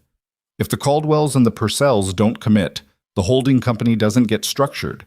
It all stays in conversation. Nobody loses anything they have yet. But you were willing to let them commit, she said. That's what you came here to do. Clara, you were going to take people's land into a structure built on a survey that isn't confirmed. She said it plainly, each word measured. People who are stretched thin. People who don't have capital reserves if this goes wrong. You were going to take their land and give them hope about a railroad that might not come. I believed it would come, he said again, with the particular stubbornness of a man defending himself from his own conscience. You believed it might come, she said. There's a difference. And you told them it was confirmed. He was quiet. Why are you telling me this? She said. If you're going to let it fall apart without anyone signing, why are you here? He looked at her for a long moment. In the cold evening air, with no performance between them, he looked older than he had when he walked into her store 3 weeks ago. Older and more tired and less like the polished version of himself he had arrived with. Because I came back here thinking... He stopped, started again. I told myself it was business, that I was passing through, that I had a legitimate opportunity, that Silver Ridge was simply the right territory. He looked at her. But the truth is, I came back because of you. because I have thought about what I did, what I chose, for 3 years, and I needed to see if— Victor, she said. I made the greatest mistake of my life, he said. Leaving you, I know that. I have known it for a long time. And I came back here to see if if you were still— Stop, she said. He stopped. She stood in the doorway of her store, the one she had built and bought and held through hard winters on arithmetic and stubbornness, and she looked at Victor Hale, and she felt several things simultaneously that she took the time to sort through rather than simply react to. She felt, underneath everything, a faint and residual echo of what she had once felt for him. Not love, not anymore, but the ghost of it. The memory of what it had been like to believe in him before she had evidence against it. That was real, and she did not pretend otherwise. She also felt anger, the clean, clear kind. Not the hot, immediate kind that needed to be performed. The settled kind that came from understanding something fully. You came back to see if I was still available, she said, while your wife was with you. Josephine and I don't want to hear about your marriage, she said. Whatever it is or isn't is between you and her, and it is not something I will be any part of. She looked at him steadily. You left me in a church, Victor. You sent a letter, and then you came back here and you tried to use the people I care about in a scheme built on something you knew wasn't as solid as you were saying, and when it started to fall apart, you came to my back door to tell me you'd made a mistake leaving me. I did make a mistake, he said. Yes, she said. You made several, and I'm not interested in being the person you make them right with. His expression changed, tightened. Knox, he said, you're involved with that drifter. His name is Sawyer Knox, she said, and what I am or am not is not something you have standing to have an opinion about. He's a ranch hand, Victor said, and the contempt in it was not large, barely there, but it was present, and it was, she thought, the most honest thing he had said in this entire conversation. He has nothing. He works someone else's land, and he is— What, exactly? What does he have to offer you? Clara looked at him. He told me the truth, she said, consistently and without being asked. He showed up when something needed doing and didn't require gratitude for it. He made me feel less alone in the specific way that doesn't have anything to do with money. She paused. And he didn't send a letter. Victor was quiet. Whatever he had been expecting from this conversation, this was not quite it. The survey, she said, pulling them back to the ground. You need to go to the Caldwells, tonight if possible. Tell them what you told me, that it's not confirmed. Give them the real information and let them decide with what's true. And if I don't? Then I'll go to Floyd Greer and Martin Ashby tomorrow morning with what you just told me, she said, and I'll let them decide what to do with it. Victor looked at her for a long, calculating moment. You'd do it, he said. Yes, she said, I would. He put on his hat. He looked at her one more time, not with anger, but with something more complicated that she didn't have a name for and didn't particularly need one. I should have stayed, he said. Yes, she said. You should have. She closed the door. She stood in the back room with her hand still on the door handle and her heart going at a pace that was not entirely calm, and she allowed herself 30 seconds of simply standing there, breathing, before she went and found her coat. Sawyer was still in town. She found him at the Ridge Hotel's small common room, sitting with a cup of coffee and one of Tom Delaney's old catalogs. And he looked up when she came in with the expression of a man who had noticed immediately that something had happened. Victor came to my back door, she said, pulling up the chair across from him. She told him all of it. The survey, the admission, the speech about mistakes, the exit. Sawyer listened without interrupting, the way he always listened, and when she was done, he set the catalog down and wrapped both hands around his coffee cup. He came to tell you he loved you, Sawyer said, not as a question. He came to tell me leaving was a mistake, she said carefully. I don't know if that's the same thing. Did it change anything, what he said? She looked at him across the small table, this man with the worn coat and the careful eyes who had ridden through her life with the unexpected purposefulness of someone who had been looking for somewhere to stop and had, apparently, found it. No, she said. It didn't change anything. Sawyer nodded. I told him to go to the Caldwells, she said. Give them the real information. I told him if he didn't, I'd go to Greer and Ashby. You think he'll do it?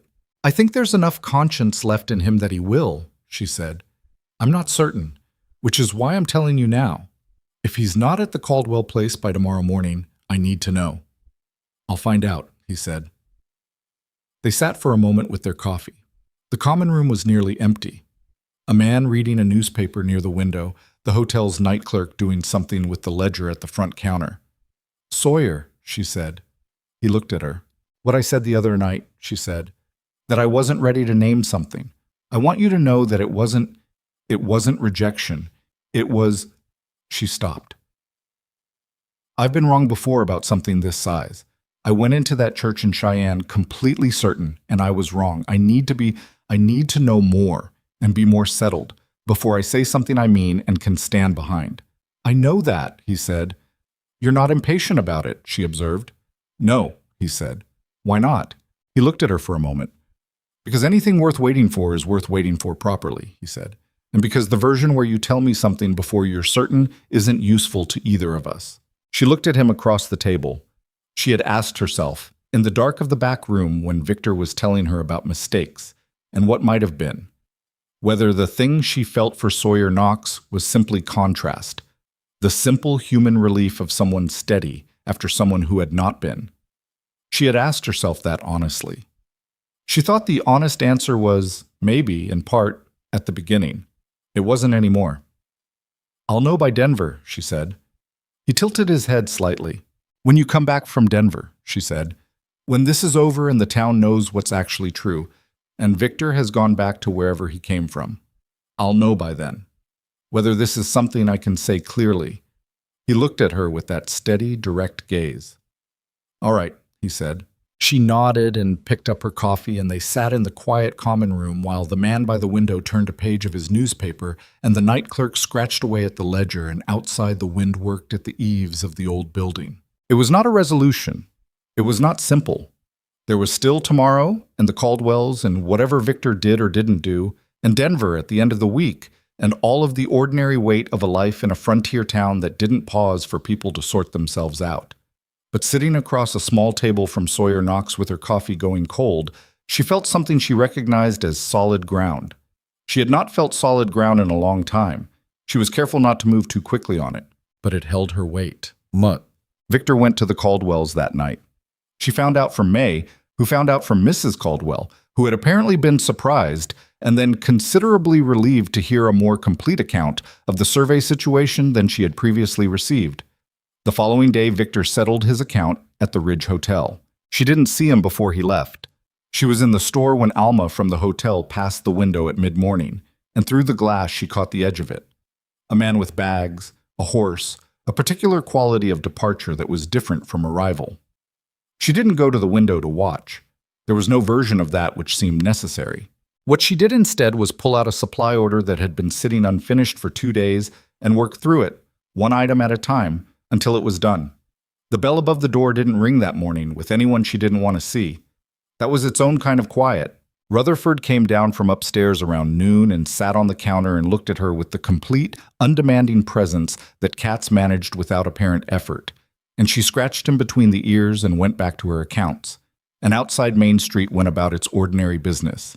And Silver Ridge kept being what it had been when she arrived and what she had helped to make it, which was a place where someone who worked hard enough and was careful enough could build something that held. Saturday came. Sawyer rode for Denver. He came back on a Tuesday, which was what he had said, and he came back with a folder of papers from the Western Continental Railroad Company's regional office that told a story considerably different from the one Victor Hale had been telling in Silver Ridge for the better part of a month. Clara was behind the counter when Sawyer came through the door, still in his riding coat with the dust of 3 days of road on him, and he set the folder on the counter without saying anything and let her open it. She read carefully. She read it twice, because the first time through she was still processing the fact that he had actually gotten it, and the second time she was reading for the specific details that mattered. When she looked up, she had the full picture in her head, and it was in its way both better and worse than she had expected. The Western Continental Survey had indeed evaluated 2 routes. The Silver Ridge Territory route had been assessed and formally rejected 4 months ago, before Victor Hale had ever arrived in town.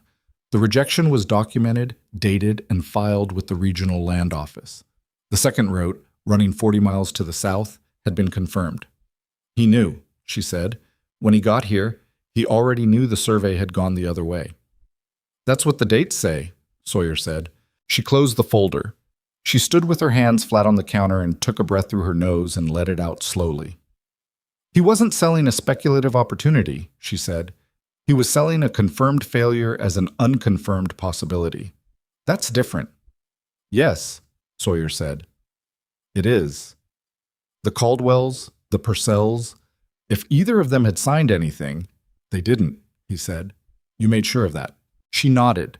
She was quiet for a moment. The anger that moved through her was not hot. It had already been through too much to be hot. It was the cold, settled kind, the kind that clarified rather than obscured.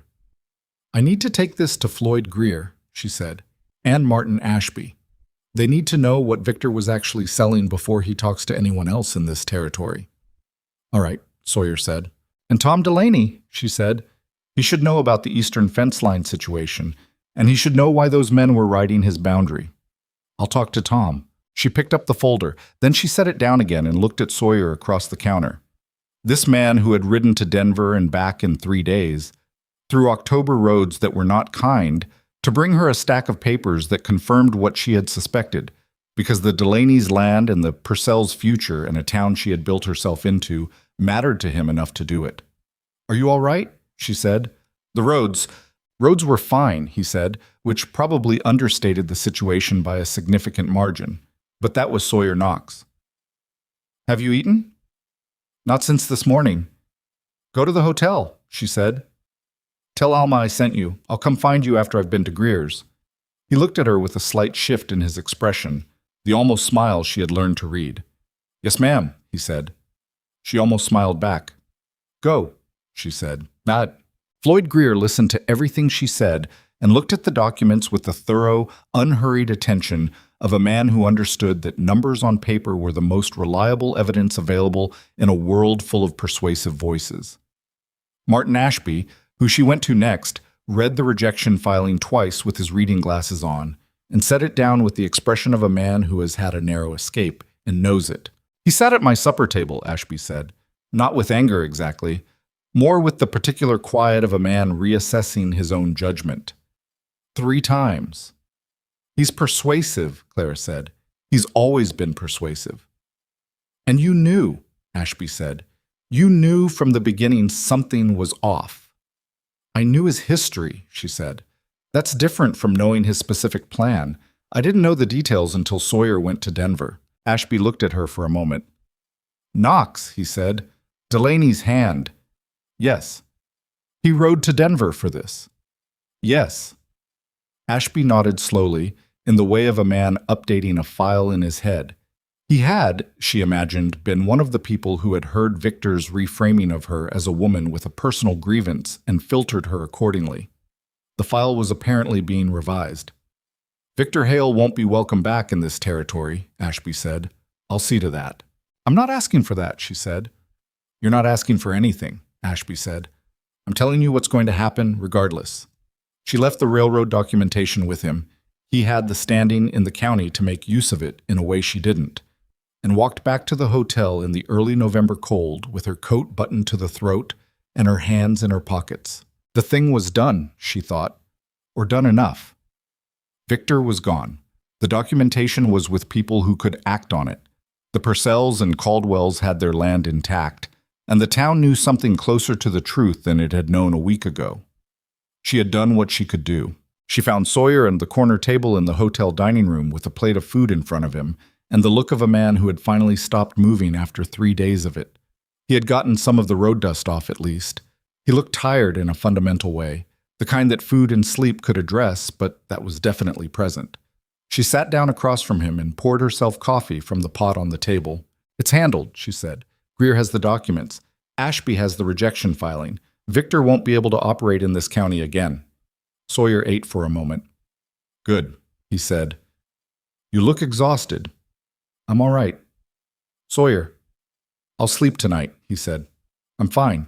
She looked at him across the table. The dining room was quiet at this hour, mid-afternoon, between the lunch crowd and the evening service.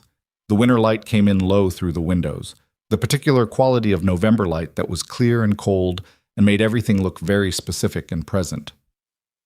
"I said I'd know by Denver," she said. He looked up from his plate. "I know," she said. He was very still.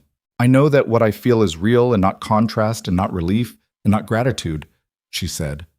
"I know because I've been asking myself those questions since October, and none of the answers have changed regardless of what else was happening. The feeling is the same on hard days and easy ones." She paused. "And I know because sitting across from you in this dining room while you're tired from 3 days of riding and have road dust on your collar is the most comfortable I've felt in possibly years." Sawyer set down his fork. "I'm not proposing anything," she said quickly. I know this is not the time or place for proposing things. I'm just telling you that the question I was waiting to answer is answered." He looked at her for a long moment, with that direct, steady gaze that she had learned over the past month held considerably more in it than it initially appeared to. "Clara," he said. "Yes, I have been in love with you," he said, "since approximately the second time I came into your store and you told me that the Delaney's were a sensible family. And the way you said it made me think you had a very precise way of deciding who deserved your good opinion and who didn't." She stared at him. "I didn't say anything about it," he said, "because you just had a man walk back into your life making claims on your attention, and the last thing you needed was another man making claims on your attention." "That was remarkably restrained of you," she said. "It cost me," he admitted, in a tone so dry she almost laughed. She did laugh, actually. Quietly, but genuinely, and the sound of it in the still dining room surprised her a little, the way laughter surprised her when it came from somewhere real rather than from social necessity. "So," she said. "So," he said. "What do we do now?" she asked. Not rhetorically. She genuinely wanted to know what he thought. He picked up his fork again, looked at it, set it back down. "I'd like to court you properly," he said, "without the arrangement. Without Victor being the reason, just the actual thing." "The actual thing," she said. "Yes." She wrapped her hands around her coffee cup. "I can do that," she said. What followed was, by the standards of frontier courtship, both ordinary and not. It was ordinary in the ways that mattered for appearances. Supper at the hotel on Saturdays, walks when the weather allowed. The gradual and visible integration of two people's social lives that Silver Ridge interpreted, correctly, as the development of something serious. May had opinions. May always had opinions. Her primary opinion, delivered over supper on a November Thursday, was that she had seen this coming from approximately the second week of October and wished Clara would give her credit for having better perception than she was generally awarded. "I didn't see it coming," Clara said honestly. "You were looking at the wrong things," May said, not unkindly. "You were looking at Victor. You should have been looking at who you talked to when Victor exhausted you." Clara thought about that. "Sawyer," she said. "Every time," May said. "You went to Sawyer every time. Not to me, and I'm your closest friend. To him." She picked up a biscuit. "That's not an arrangement, Clara. That was never an arrangement." It was not ordinary in the way that things between them had always had more content than their form suggested. More actual conversation, more genuine exchange of the kinds of things people usually reserved for much longer acquaintance. She thought it was partly his quality of attention, the way he listened as though what you said had specific weight, and partly that they had been thrown into genuinely high-stakes circumstances early on, which had a way of accelerating the parts of knowing someone that usually developed slowly. She learned things about him that winter. She learned that he had grown up the second of 5 children in Wyoming, that his father had been a competent but remote man who expressed approval through assignment of responsibility rather than words, that he had worked his first cattle job at 14 and had not stopped working since. She learned that he read when he had time, not widely, but thoroughly, the same books multiple times, which she found both surprising and characteristic. She learned that he was not quick to laugh, but that when he did, it was genuine and worth waiting for. She learned that he had a temper he kept on a very short leash, that the leash was strong, and that on the 2 occasions she saw something approach the limit of it, she understood both why it was there and why he was careful about it. She also learned, more slowly, and with the particular difficulty of learning things about yourself, that she had been holding herself in a kind of managed smallness for 3 years. Not obviously, not in ways that anyone watching from outside would have necessarily named, but a smallness in her expectations, in what she allowed herself to want, in what she was willing to believe was available to her. She had built the store and the life and the competence, and all of that was real and solid, but underneath it, she had been operating with a reduced budget of hope. Sawyer did not ask her to expand that budget. He did not push or encourage or suggest. He simply consistently treated her as someone whose wants mattered and whose judgment was sound. And the cumulative effect of being treated that way, over months, was that she gradually stopped being surprised by it.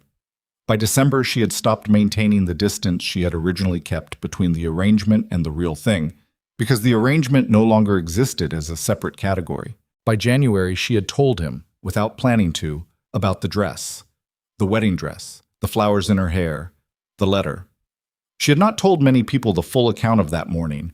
May knew the outline, and a few others, but she had not described it, not the specific texture of how it had felt to stand in a white dress in a cold church and understand minute by minute that he was not coming. She told Sawyer on a January evening in the back room of the store, sitting on supply crates with coffee going cold between them, and she told it plainly without decorating it or diminishing it, and he listened without interrupting or trying to fix it with words. When she was done, he was quiet for a moment. Then he said, "That took a lot to survive." "It did," she said. "And you did." "I did," she said. "Yes." "I'm glad you did," he said, simply, without flourish. She looked at him across the small space between the supply crates and felt, with a specificity that surprised her, that she was also glad. Not just glad she had survived, but glad she had survived to here, to this particular January evening in a room that smelled like coffee and dry goods and wood smoke, talking to this particular man. "I need to tell you something," he said. She waited. "I've been thinking about land," he said. "Southeast of here, below the Delaney property. There's a parcel that's been available since the Whitfield family moved on 2 years back. Good grass, good water access from the creek that comes off the mountains. The grade's right for horses." He said it carefully, like he'd been holding it for a while, and was now setting it down to see how it landed. "Horses," she said, "breeding and training specifically, quarter horses primarily. I know horses. I know them the way you know inventory, or the way Tom Delaney knows cattle. It's what I understand." He looked at her. "The Whitfield parcel has the right setup. Barn needs work, but the bones are there. The land is priced reasonably because it's been sitting." He paused. "I've been saving. 7 years on the Wyoming operation, I lived on almost nothing. I have enough for a down payment and a first season if I'm careful." Clara was very still, not because what he was saying surprised her, but because of the specific way he was saying it, looking at her, including her in the weight of the words, not presenting her with a decision already made, but bringing her into the moment before the decision. "You're telling me this before you do anything about it," she said. "Yes," he said. "Why?" He looked at her steadily. "Because I'm not interested in building something that doesn't include you in the planning. Even if you're not. Even if this is still earlier than that. I'd rather know what you think now than find out later that I'd made a choice that didn't account for something important." Clara sat with that for a long moment. The Whitfield parcel. She knew the land, at least by reputation. The creek-fed lower pasture was something the Delaneys had mentioned more than once as good grass going to waste. She thought about what a horse operation meant, the capital requirements, the timeline to revenue, the specific labor of training animals that were worth what good training made them worth. "Have you talked to Tom Delaney about it?" she said. "Not in detail. I've mentioned it. He thinks it's viable. What does the barn need?" He blinked slightly as though he hadn't been expecting that specific question. "New roof on the east side, repairs to 2 of the stalls. The fencing on the north pasture is down and would need to be rebuilt before spring." "Could you do the fencing yourself, or would you need help?" "I can do most of it," he said slowly. "The roof I'd want another pair of hands for." "I know someone who does roofing work," she said. "He's a fair price and he doesn't cut corners. I'll give you the name." Sawyer looked at her. I'm good with accounts, she said. If you want someone to look at the first season numbers before you commit, I can do that. I've been reading inventory and margins in a frontier economy for 3 years. Horse breeding isn't entirely different in structure. Clara, he said, I'm not proposing myself as a partner, she said carefully. I'm saying I'm available to be useful, because the thing you're describing is the kind of thing that goes better with 2 sets of eyes than 1, and I'm good at numbers. She paused. And because I want you to succeed, that's the less practical reason. He was quiet for a moment. In the lamplight of the back room, with the cold pressing at the store's back wall, he looked at her with an expression she hadn't seen from him before. Exactly. Something more open than usual, less composed, as though the composure he kept as a matter of habit had slipped an inch, and what was underneath it was unguarded and genuine and not entirely comfortable with being visible. You know what I'm actually asking, he said, in telling you this. Yes, she said. I don't have much, he said. I have savings enough for a start, and I have what I know how to do. That's what I'm bringing. I know what you're bringing, she said. I need to hear you say whether that's Sawyer. She looked at him. I built this store from $34 and a willingness to work until I got it right. I am not a woman who measures a man by what he came in with. I'm a woman who looks at what he does with what he has. He was quiet. Ask me plainly, she said, whatever you're working around to. He looked at her for a moment, that long, considering look that she had come to understand as the pause before he said exactly what he meant. Will you marry me? He said. Not soon, necessarily. Not before you're ready. But will you? Clara sat on her supply crate in her back room in January and looked at Sawyer Knox, who had nothing to offer her except himself and a parcel of land he hadn't bought yet, and a plan for horses he hadn't yet built, and she felt very precisely the difference between this and the last time someone had asked her a version of this question. The last time she had said yes out of love and certainty and the happy, uncomplicated trust of someone who had not yet been shown why trust should be complicated. This time she said yes, because she understood clearly what she was saying it to. Not an idea of a person, not a feeling that overrode information, but a man she had watched operate under pressure, in difficulty, in the ordinary gray area moments of daily life, and who had been consistently, stubbornly himself through all of it. Yes, she said. I will. Done. They were married in April, in the open air behind the store, because neither of them had strong feelings about the interior of the white-clapboard church, and the weather in April was unpublicable, but sometimes surprised you, and this particular April afternoon surprised everyone with genuine warmth and a sky that was the specific deep blue of high country spring. May cried, which she did not admit to, but which the evidence supported. Tom Delaney brought his whole family and shook Sawyer's hand for a long time, the way men shake hands when words are either insufficient or unnecessary. There was no ceremony to speak of, just the county justice and the relevant words, and the two of them standing in the warm April air, and Clara in a dress that was hers and not her mother's, chosen specifically for this occasion and no other. She had thought she might feel the ghost of Cheyenne standing behind her. She didn't. What she felt was entirely present tense. The Whitfield parcel they purchased in March, just before the wedding, because the timing of the sale could not wait for personal scheduling, and because Clara had looked at the first season numbers and concluded that Sawyer's assessment was accurate, and that the margin for error was slim but real. She had negotiated the final price herself, because that was what she was good at, and Sawyer had stood beside her while she did it without once looking like a man who found it uncomfortable to watch his future wife be better at something than he was, which she had noted at the time and thought about afterward. They called it Knox Ranch, which was plain and accurate and suited them both. The first season was hard in the specific way that first seasons are hard when you are building something real rather than something that looks good on paper. The roof repair took twice as long as the roofer had estimated because the east side turned out to have rot in the underlayment that wasn't visible from outside.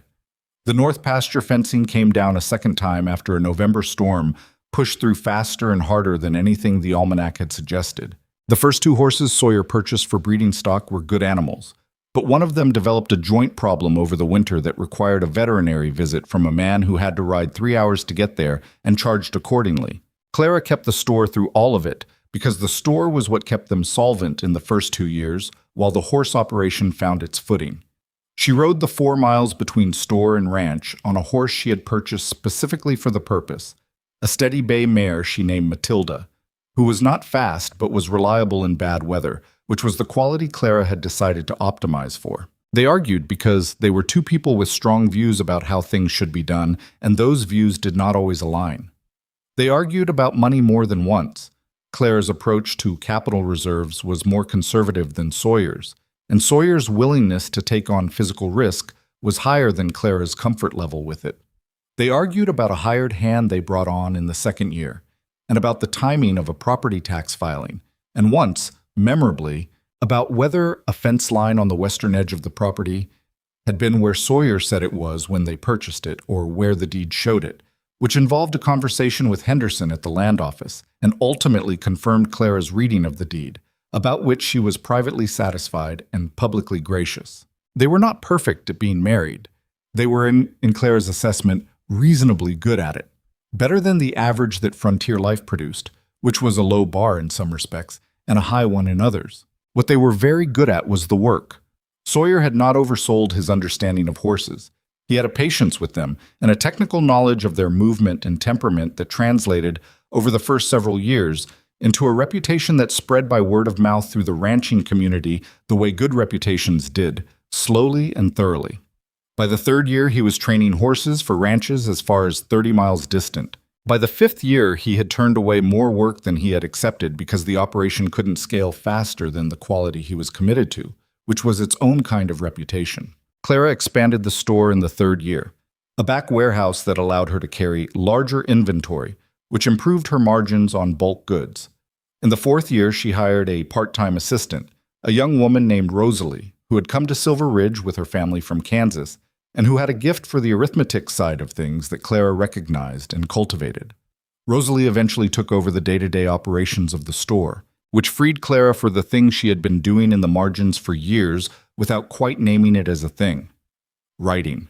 She had been keeping journals since Cheyenne, accounts of the days, observations of the town and the land and the people in it, fragments of story that came to her in the quiet evenings and that she wrote down because writing them down felt necessary in a way she had never fully examined.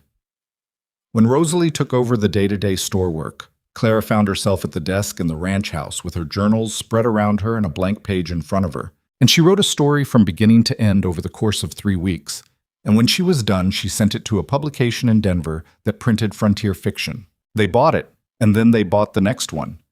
She did not stop there, but she did not rush either, because she was a woman who had learned the hard way that things built carefully were more reliable than things built fast, and she applied that principle as readily to her writing as she had to the store. May came to supper on Thursday evenings through all of it.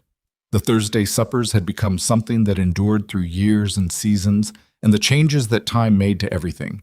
And May's opinions, which remained consistently forthright, became one of the fixed points of Clara's life in the way that fixed points that you can rely on become more valuable the older you get. "You're happy," May said one evening, in the 6th year, in a tone that was not quite a question. "I am," Clara said. "Most of the time. In the specific way that most of the time is what's actually available to anyone." "Most of the time is plenty," May said. "Yes," Clara said. "It is." The winters in that territory were not soft. The second winter had been severe enough to take 2 of their breeding mares in a single week, which was a loss that set the finances back by almost a full season and required Sawyer to spend 3 days dealing with it in the practical sense before he allowed himself to sit down and be affected by it in the other sense. Clara had sat with him on the 3rd evening, not saying much, just present in the way that presence was sometimes the only available thing. "This is the part you don't talk about when you're selling someone on the ranch life," he said. "No," she said, "you don't." "I should have told you it would be this hard." "You told me it would be hard," she said. "I didn't need the specifics. I'd had hard before." He looked at her. "I know you had," he said. "I just don't want to be another version of that for you." "You're not," she said. "Losing livestock in a bad winter is hard. It's not the same kind of hard." She paused. "The difference is you didn't leave." He looked at her for a moment with an expression she recognized, the one that went deeper than his usual composure, And then he reached over and put his hand over hers on the table, and they sat like that in the ranch house kitchen with the wind outside working at the walls. And it was not perfect, and it was not easy, but it was entirely, solidly real. In the 7th year, the Western Continental Railroad confirmed a route extension that ran 22 miles south of Silver Ridge. Not through the territory Victor had been selling, but close enough to increase commercial traffic in the area. The land values on the southern access roads went up. The Purcell operation, which had stayed intact and independent, found itself sitting on property that was worth nearly twice what it had been when Ada had declined to sign anything. Clara heard about this from Ada herself, who came into the store one afternoon and stood at the counter with the satisfied expression of a woman whose judgment had been vindicated by subsequent events. "I thought about what you said," Ada told her, "about why someone with capital would specifically need our land. That question stayed with me." "Did it resolve itself to your satisfaction?" Clara said. "It resolved itself to my bank balance," Ada said, which was, Clara thought, a more useful resolution in most respects. She walked home to the ranch that evening, a walk she took when the weather allowed, 4 miles on the creek road, which she had come to love in all its seasons. And she thought about Ada's land and Victor's certainty and the railroad that had come through 22 miles south of where he had said it would. And she thought about the degree to which certainty and truth were separate things that only sometimes occupied the same space. She was halfway home when she heard hoofbeats on the road behind her, and turned to find Sawyer on the big gray gelding he had been training for the Ashby operation, coming down the road at an easy pace. "You're late," he said.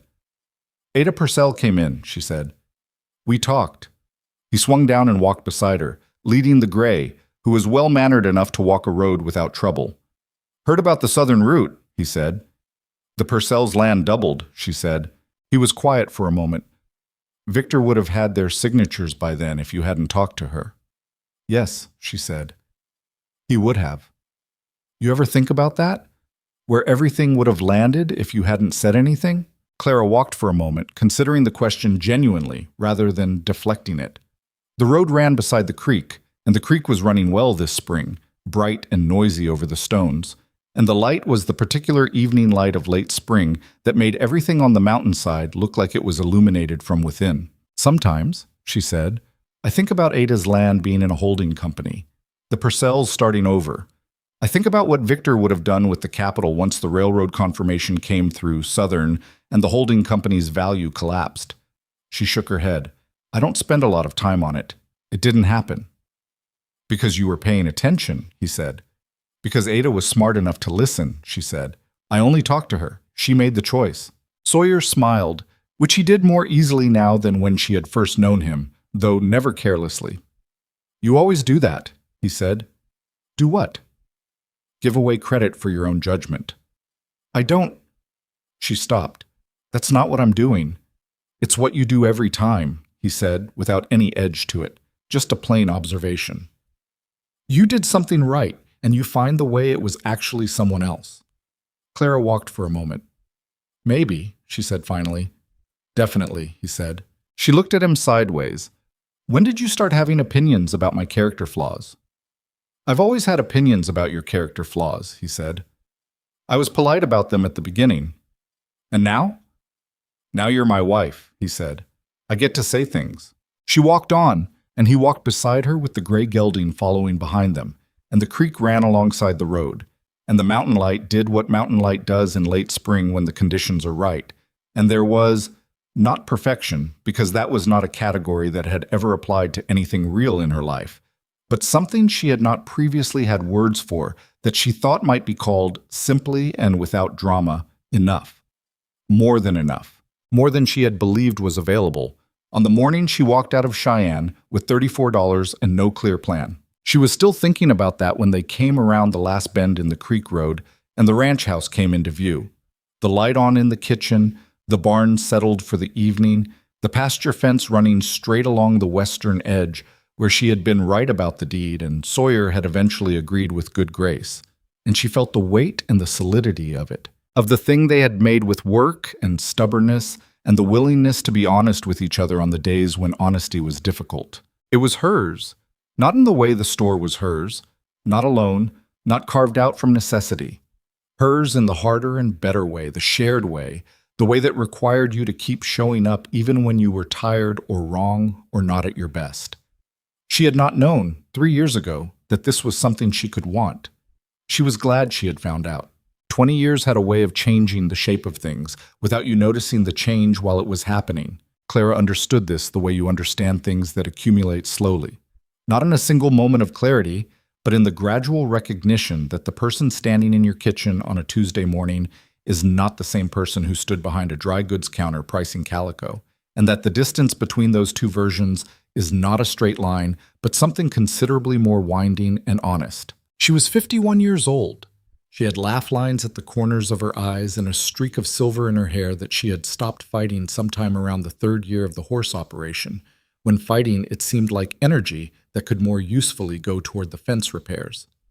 Her hands were not the smooth hands of the woman who had come to Silver Ridge with $34 and good intentions. They were the hands of someone who had built things and repaired things and written things, and she had come to regard them with something close to appreciation, the way you regard tools that have served you well. The ranch house had been added to twice, a bedroom wing when the children came, and then a larger kitchen when it became clear that the kitchen they'd built originally had not been designed for the volume of people who regularly ended up in it. The barn had been rebuilt entirely in the 12th year after a fire started by a lightning strike took the east half of the original structure, a night that Clara still thought about sometimes with a specific cold quality. The way you thought about the moments when everything could have gone another direction and didn't. They had lost the barn.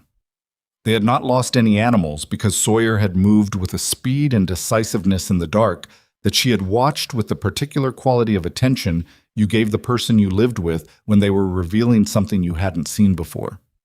He had burns on his forearms for 3 weeks afterward that he treated as a minor inconvenience, and she had treated as evidence of something she didn't quite have words for, which was what it looked like when someone you loved put themselves between damage and the thing they'd built without stopping to calculate the cost. They rebuilt the barn in 6 weeks. Tom Delaney's sons helped. Ada Purcell's husband came out with 3 hired hands. Martin Ashby sent timber.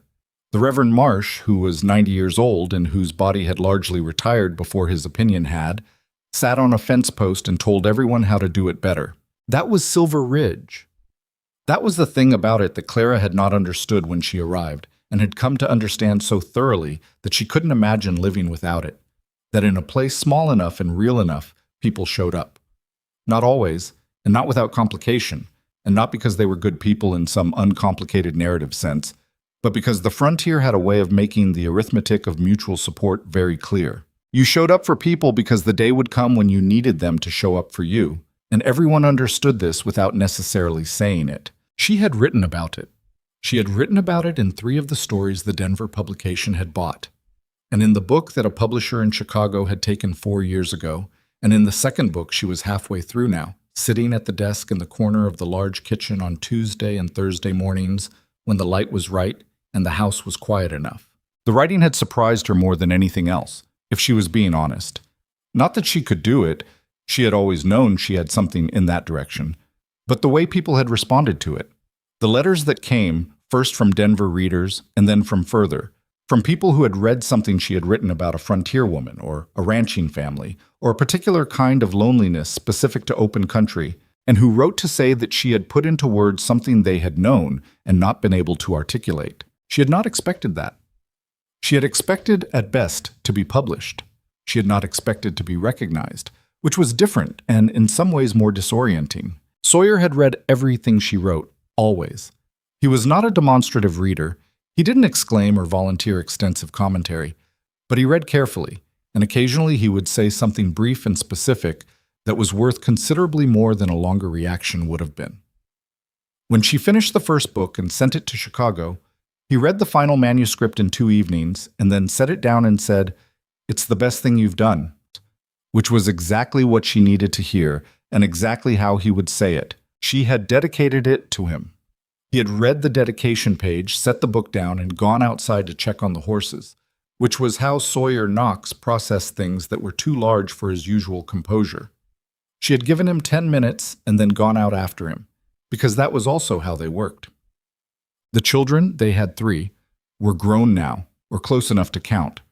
Will, the eldest, was 24 and working the ranch alongside Sawyer with the easy familiarity of a young man who had grown up in the saddle and found, in his mid-20s, that what he'd grown up doing was also what he wanted to do, which was a luck not everyone had.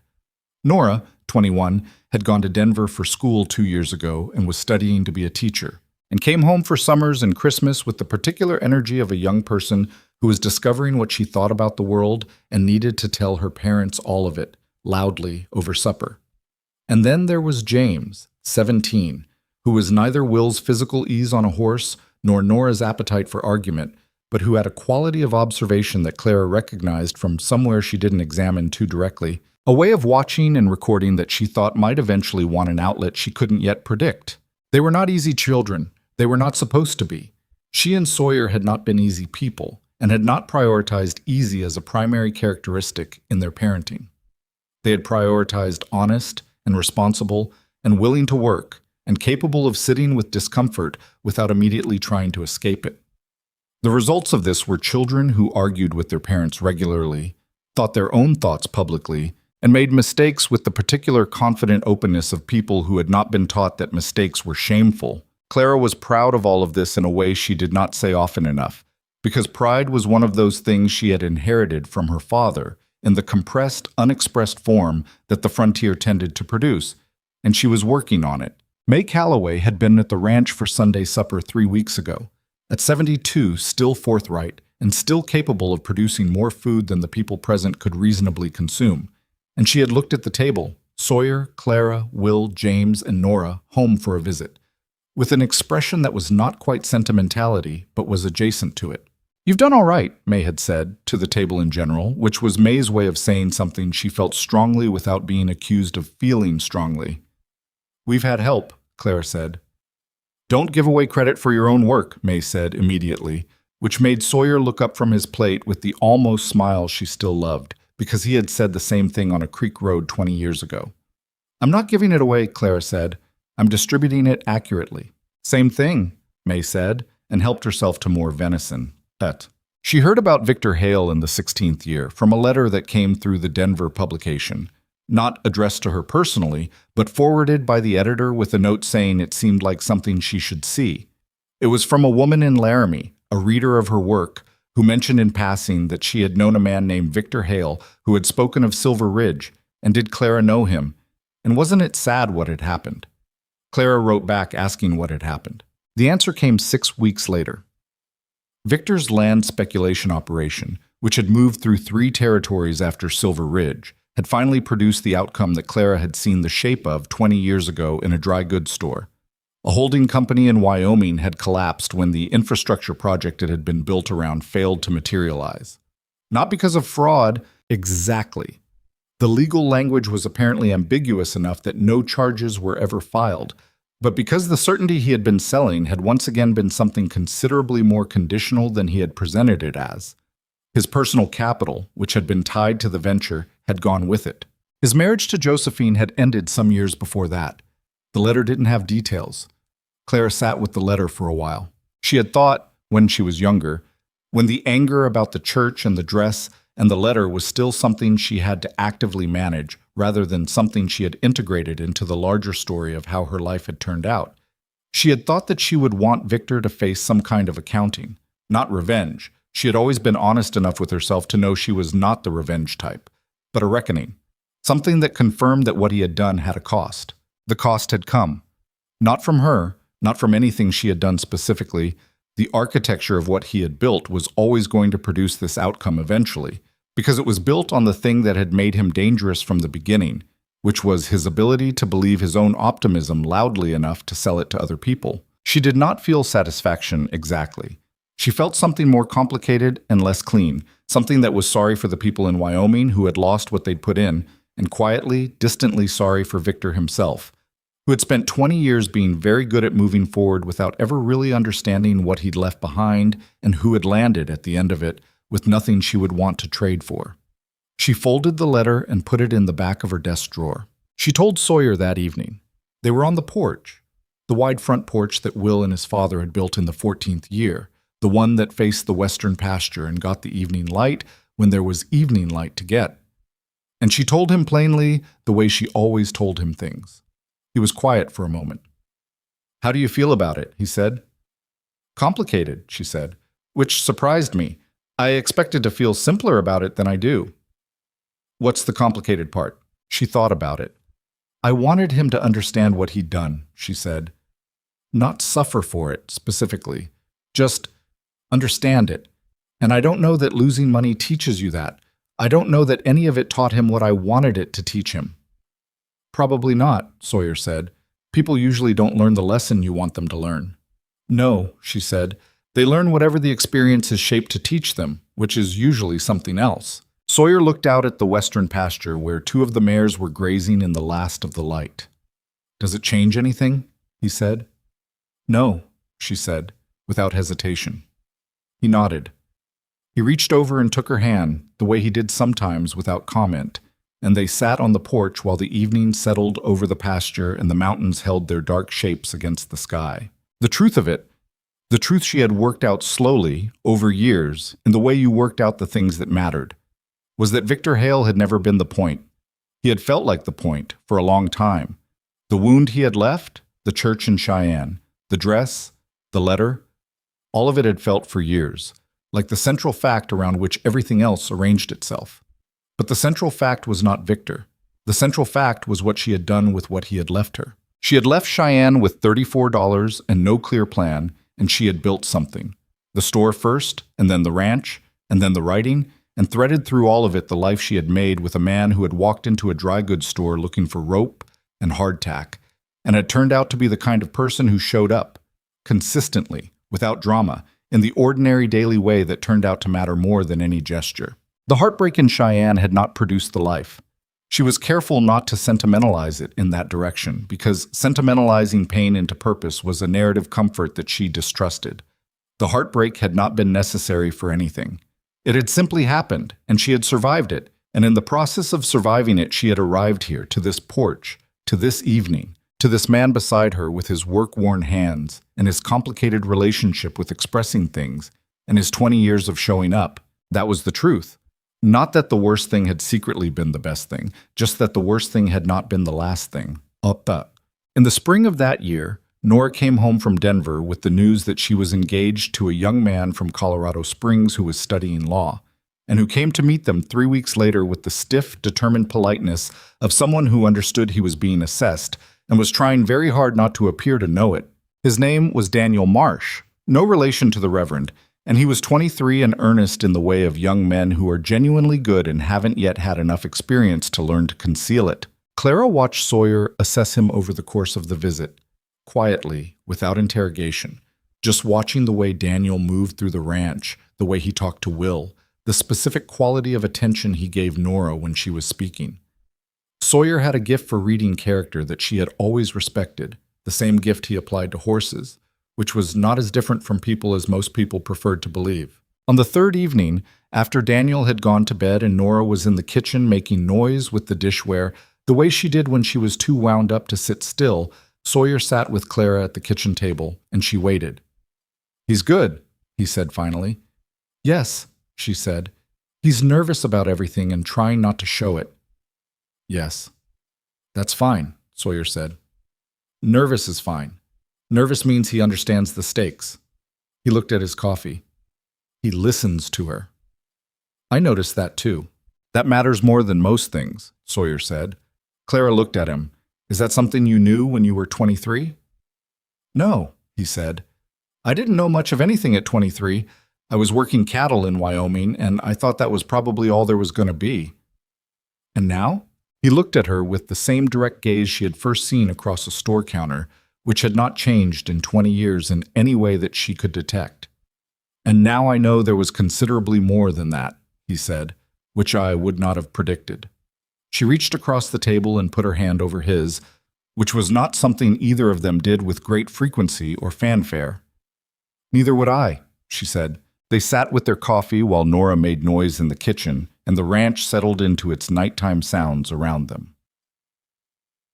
The porch became the place where she did her clearest thinking in the years when the children were grown and the mornings were quieter, and she had time for the kind of thinking that required space. She thought about the shape of a life, Not in any grand or philosophical way. She had always been skeptical of grand philosophical frameworks for the same reason she was skeptical of too confident land speculation, which was that they tended to paper over the complicated specific reality with a more satisfying general theory. But in the ordinary, particular way of someone looking at what had actually happened and trying to see it honestly. What she saw, when she looked honestly, was this. Nothing had been inevitable. Not the failure in Cheyenne, and not the success here. Not the store, and not the ranch, and not Sawyer. Any number of different decisions at any number of different points could have produced a different outcome. And some of those outcomes might have been fine, and some might have been worse, and she would never know, because you only got to live one version. She had lived hers. It had been hard in ways she hadn't expected, and good in ways she hadn't known to want. And the hardness and the goodness were not in a relationship where one caused the other. They were just both present, which was what a real life was, as opposed to a story about one. She was aware of the irony of this reflection, given that she wrote stories for a living. She had thought about it more than once. What she had decided was that the value of stories was not that they simplified life into cleaner cause and effect, but that they found the true shape of particular things, particular feelings, particular moments, particular choices, and held them still long enough for someone else to recognize themselves in it. That was the function. Not to explain life, but to make people feel less alone in the experience of it. She had written that in a letter to a reader once, a woman from Nebraska who had written asking how Clara wrote the women she wrote the way she did, with their contradictions intact, with their failures unresolved and their victories incomplete. Clara had thought about the question for 2 weeks before answering it. What she had written was, I write them the way I understand them to actually be, which is the same way I understand myself. Useful in some things and mistaken in others, capable of more than they think and less than they hope, doing their best with the information they have, and sometimes getting it wrong anyway. The only thing I'm certain of is that there is no version of this that is ever finished or simple or without cost. The women I write keep going because what else would you do? And that, I think, is the whole of it. The Nebraska woman had written back to say it was the most useful thing anyone had said to her in years. Clara had put that letter in the desk drawer, too. Not with Victor's letter. A different drawer. It. She was on the porch on a morning in October, 20 years, almost exactly, since a man with an expensive suit and a beautiful wife had walked into a dry goods store in Silver Ridge when Sawyer came out with 2 cups of coffee and sat beside her in the other chair, and they looked at the pasture together in the particular early morning light of high country October. The same mountains, the same quality of light. The air had the bite in it that meant winter was close. What are you thinking about? He said. Cheyenne, she said. He looked at her. Not badly, she said quickly. Just, it's October. This time of year always takes me back there a little. Not to the bad part, just to the version of myself who existed before it, who didn't know yet. She paused. She was so certain about everything. I almost feel sorry for her. Why almost? Because she was happy, Clara said. That version of me was genuinely, uncomplicated happy. I can't quite feel sorry for that, even knowing how it ended. Sawyer was quiet for a moment. Do you think you're happy now? He said. It was the kind of direct question that only he asked her, with that flat, genuine inquiry that contained no agenda and no preferred answer. She thought about it properly. Not the reflex answer, the fine or well enough. The real one. Yes, she said. Not the same way. That happiness was thin. It was all certainty and no knowledge. This is heavier. It has everything that's happened in it. She looked at the pasture. But that's what makes it hold. Sawyer nodded. He handed her the coffee, which was how he expressed most things, through the small, consistent actions of someone who was paying attention to what you needed before you said it. She took it. She thought about the woman she had been in Cheyenne, so certain, and the woman she had been arriving in Silver Ridge, so determined, and all the versions between and since. The woman running a dry goods store on arithmetic and stubbornness. The woman talking to Ada Purcell on supply crates. The woman standing in the back room of that same store, surprised by herself, saying yes to something she hadn't known she was ready to say yes to. None of it had been smooth. None of it had been what she planned. The store was not what she had planned for her life. And the writing was not what she had planned. And Sawyer Knox was absolutely not what she had planned. And the ranch and the children and the 20 years of difficult ordinary life were nothing that the girl in Cheyenne in the white dress had imagined when she imagined her future. The girl in Cheyenne had imagined something simpler and easier and probably, in retrospect, considerably smaller. She was grateful, with the specific, earned gratitude that only came from having wanted something else and gotten this instead, that she had not gotten the simpler, easier, smaller thing. A hawk moved over the far pasture, riding the morning thermals with the particular ease of something that had been built exactly right for what it was doing. Clara watched it for a moment. Sawyer was watching it too. "Will wants to take on the Hartley horses," Sawyer said eventually. "That's 15 animals. It's a lot for one season. Is he ready for it?" "He thinks he is." "What do you think?" Sawyer considered. "I think he's almost ready. I think doing it will finish getting him ready." He paused. "Which is how it generally works." "Yes," she said. "It is." The hawk dropped out of view below the ridgeline. The morning went on in its ordinary way, with its ordinary weight and its ordinary beauty. And Clara sat on the porch of the ranch she and Sawyer had built on a parcel of land that had needed work, and drank her coffee, and was, in the quiet, complicated, completely real way that she had come to understand was the only way it ever actually happened, content. Not because everything had worked out. Not because the hard things had secretly been gifts.